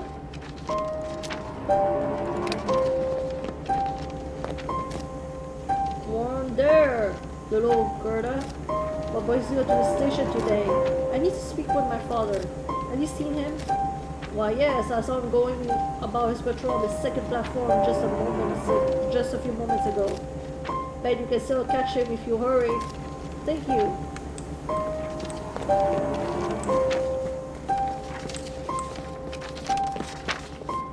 Let's see here, is there anything?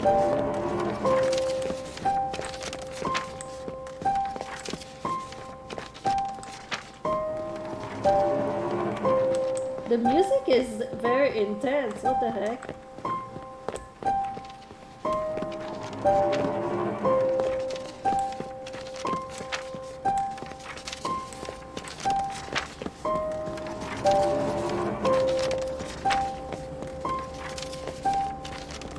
Okay, I'm just gonna cross here. Oh, what's that? Contains garbage. Ah, there he is! I have not yet fallen so low. Please, stop this. I beg of you. That doesn't look good.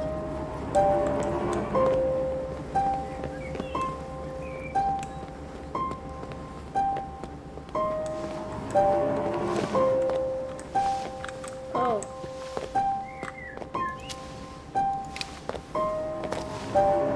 Oh, is this really necessary? We received a tip from one of the other passengers about that these two were behaving suspiciously. It's my job to ensure that everyone is obeying the law around here. But please, we're not carrying anything illegal. Did you have to like just put the clothes all over the ground like this? You couldn't just like them like in a nice pile. What's going on here? Oh, darling, this isn't the best time. Could you wait inside? I'll be with you in a little while. No, please, careful with those. Get back, woman. Her bed's not. Look what I found. What is it? It's a bottle with some sort of liquid. You too. What's in the bottle? Well, that's just my husband's medicine. Likely story. Or Fisher? Yes, sir. Examine the contents of the bottle. Right away, sir. Hold on, gentlemen. Why don't we let my daughter here take a look at it? Your daughter? Yes, she's a trained nurse. Surely she will be able to clear up this matter in no time. Right, Gerda? Yes, of course. Well, Fisher, hand that bottle to her client's daughter. They're all staring at me. The liquid appears to be clear. It smells. Smells like absinthe. Well, Frau Larson, it's medicine. I can assure you. It's a mixture used to treat early stages of gout. Truly? I suppose you would know. Well then, seems like we're done here. Never can be too thorough. Let's go, man. Oh, thank you, miss. Thank you. Absent? Are you serious? You try to sneak out absent? Oh my gosh. You're welcome. Papa, can I talk to you for a second? Certainly, my dear. But let's not talk out here. Look, it's almost time for my break. Why don't we go inside and have a cup of coffee, just the two of us? How can he be thinking about coffee at a time like this? Sure, Papa.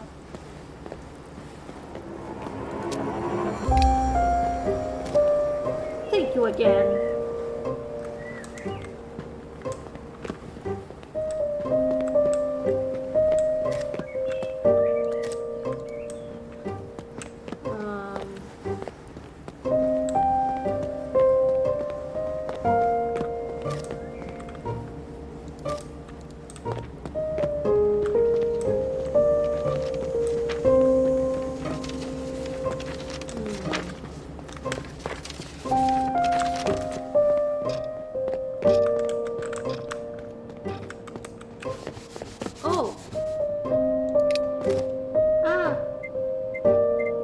What do you think you're doing?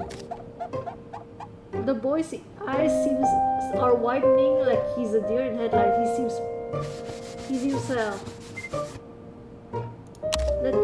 your mom is looking for you. She's outside.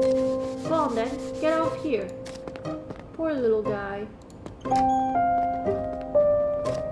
Oh, you again. What can I? Uh-oh. You thief. No, it wasn't me. I was saving those for my family. The Germans already have my husband in prison and this isn't fair. She looks on the verge of tears. Oh, just go. Leave.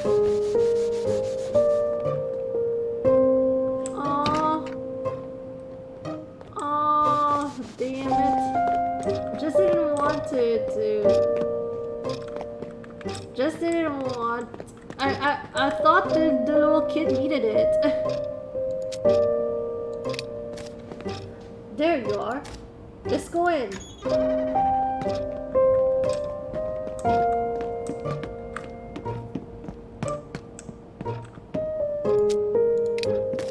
Oh, there we go.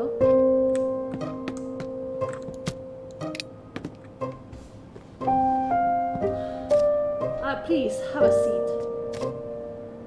There's also some biscuits if you want. Thanks. Alright, I didn't come here to just chit-chat. I need to get him to talk about the factory somehow. How's business here at the station? Well, the snow has been giving us a bit of trouble. Well, we keep having to clear the tracks, but we'll manage, don't you worry. We have, we have to get those shipments out on time. That's our top priority. Are you still getting shipments from the factory? We are, but they've been delayed a bit due to the incidents. That must have been big news around here. Sure was, but then again, there's been a lot of news lately. We've got another train full of German refugees coming through here tomorrow. Poor folks being forced out of their homes. If the factory was in a better state, maybe Mr. Vestergaard could offer some of them jobs, but as it is, they'll have to keep heading north. I'll be happy once the factory is operating at full speed again. Well, of course. What's happening at the factory now? Those poor workers. They can't start proper construction work until the winter is over. So they've made sure to tighten security until then. What precautions are they taking? I'm not really sure how that could be of any interest to you, my dear. Just worry about my friends. One of them, Herr Meyer, he is stationed there right now, right? How is he taking things? That's very sweet of you to worry, darling. But, he seems to be wavering. I'd better keep going. Perhaps there's something I can do to help. Well, you're a nurse. I suppose it can't hurt. Poor Meyer has been having some troubles with his bladder lately. And the cold draft that's now sweeping through the factory certainly isn't helping matters. Apparently he has to run from his post every 5 minutes to relieve himself. Is that normal? Not normal at all. Oh dear. I'll tell him to seek out a doctor when I see him next.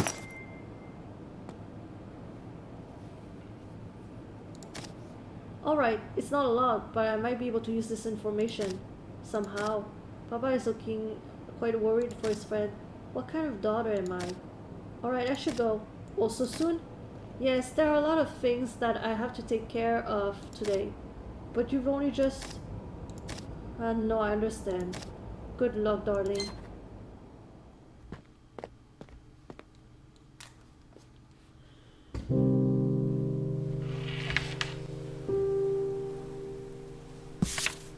My father had been an honest and hardworking man, but fate did not smile on his ambitions. In spite of the love and support from my mother and I, something in him was not satisfied.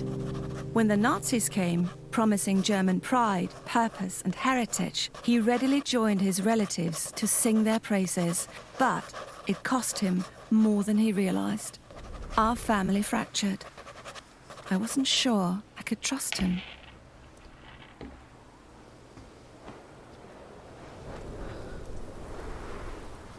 Oh, thank you so much, Somber, for hanging out. I really appreciate that. Yeah, I don't know how much we have left. I don't know if I'll still be there. We'll see. But have a good night, Somber. Did I smile his love and support from my father? Something in him was also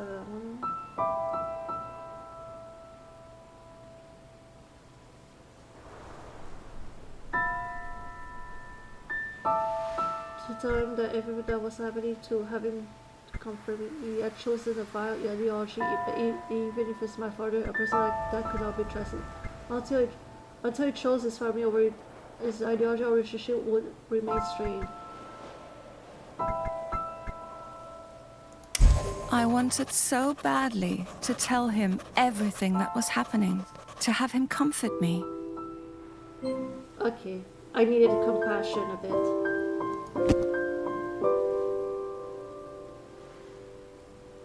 I don't know how I would be able to cope if my father worked with the Nazis. I don't know. Oh my gosh, that's rough, buddy. That's rough. To free Anders, I need to help either the Resistance or Reinhardt break into the factory and acquire munitions. But who would be my best ally? Can't I help both?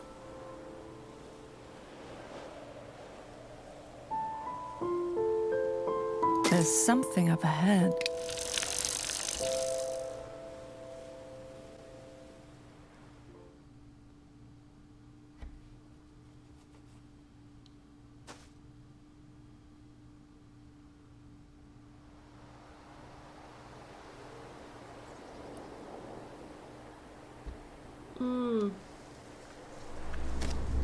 Looks like the German army has set up yet another checkpoint.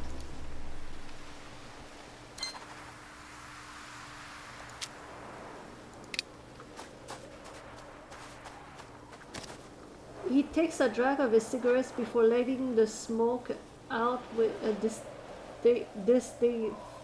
disdainful sigh. Ugh. What's the matter? These damn cues are what's the matter. We're being herded around like goddamn farm animals. I'm sick of it.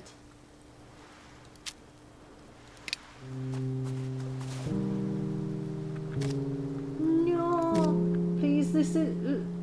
Please, you have to listen to us. What's going on over there?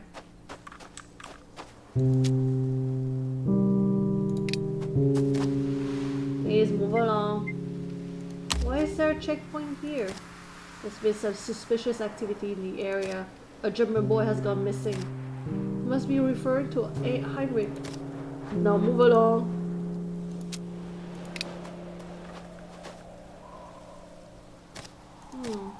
My eye is caught by an unopened box of coffee. Premium grade. I haven't seen one of those in ages. I bet some of the townspeople would be willing to trade an arm and leg for this. But there's a guard right over there. Maybe I could find some way to distract him. Or perhaps it's not worth the risk.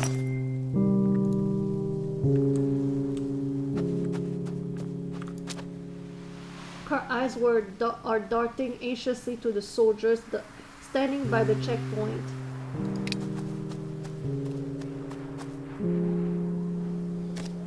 You ruffians, what do you think you're doing? Shh, be quiet, please be quiet. It's Mrs. Iverson. After what she did to Margit earlier today, I can hardly bring myself to approach them. But something seems really wrong. Next!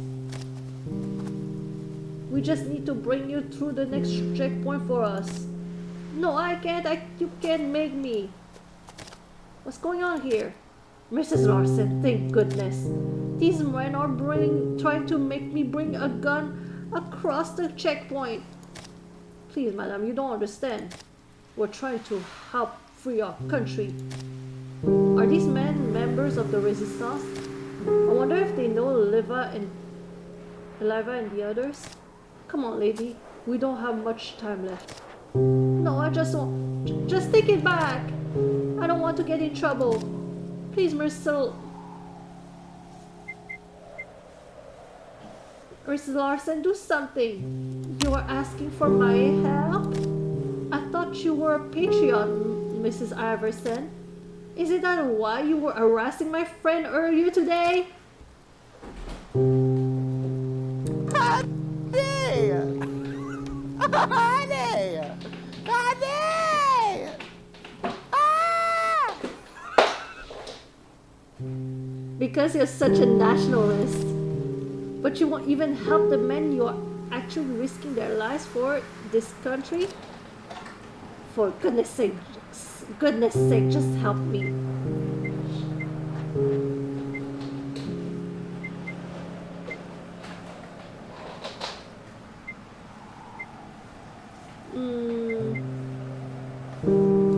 Leaves this poor woman out of it. I grabbed the gun from the basket and handed it firmly, but discreetly back to the man. Why would you? Next! Thank you. Thomas, what do we do now? Hide it inside your coat. Quick. Just do it, man. Now. Next. You fucking doomed us, lady. I hope you know that. Spits on the ground.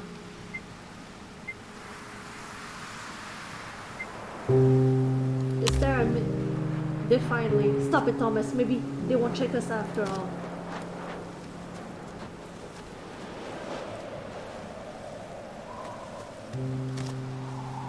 Step aside for inspection. But what? But we have. Are you deaf, man? I said step aside for inspection. Oh no. Oh. Next. Oh, they're gonna get caught. Papers, please. My guests keep drifting over the two men who are being searched. Here. Young. One of them was carrying a gun. You don't say. Well, cuff the filthy bastards. Let's take them down to the station. With pleasure. He hits the younger resistance member over the head with the back of his gun. I shouldn't have helped the lady. You fucking Nazi bastard. Shut your mouth or I'll put you down with like the rabid muss you are. I can't speak. Well then. He takes a cursory glance at my papers. Seems like everything's in order to be passed through. I nod quietly.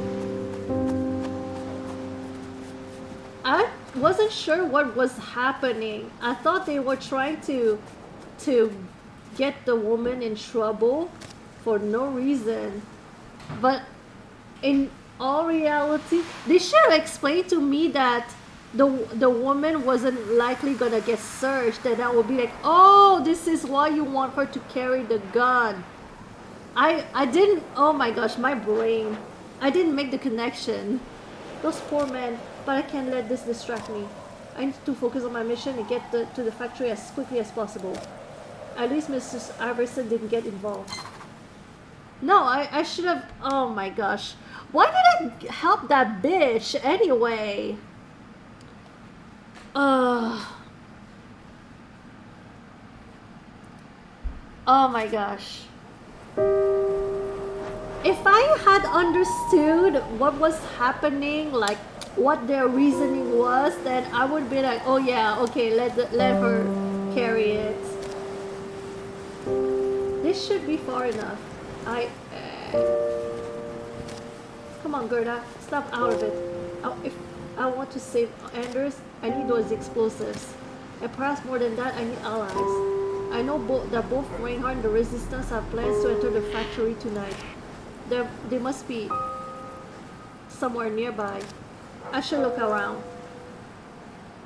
Oh, hold on. Hold on a sec.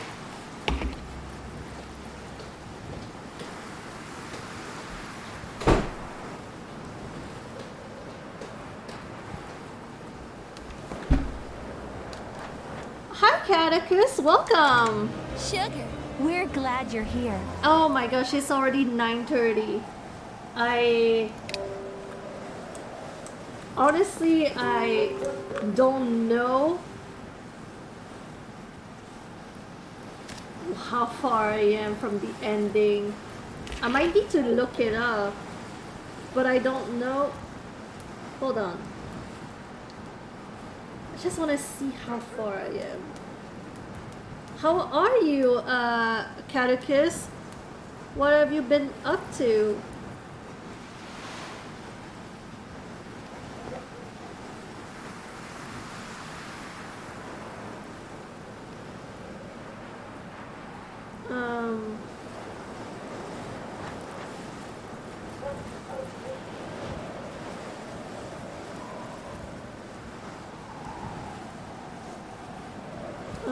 Hold on. So there's no really like walkthrough that could help me. No, there's no. There are video guides, but not written guides.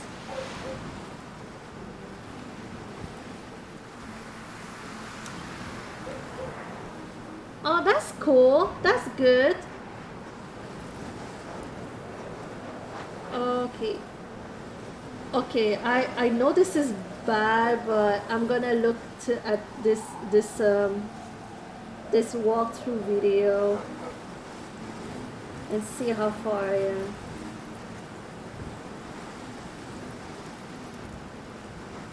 Oh, it shows here that it shows here I still have 1 hour left.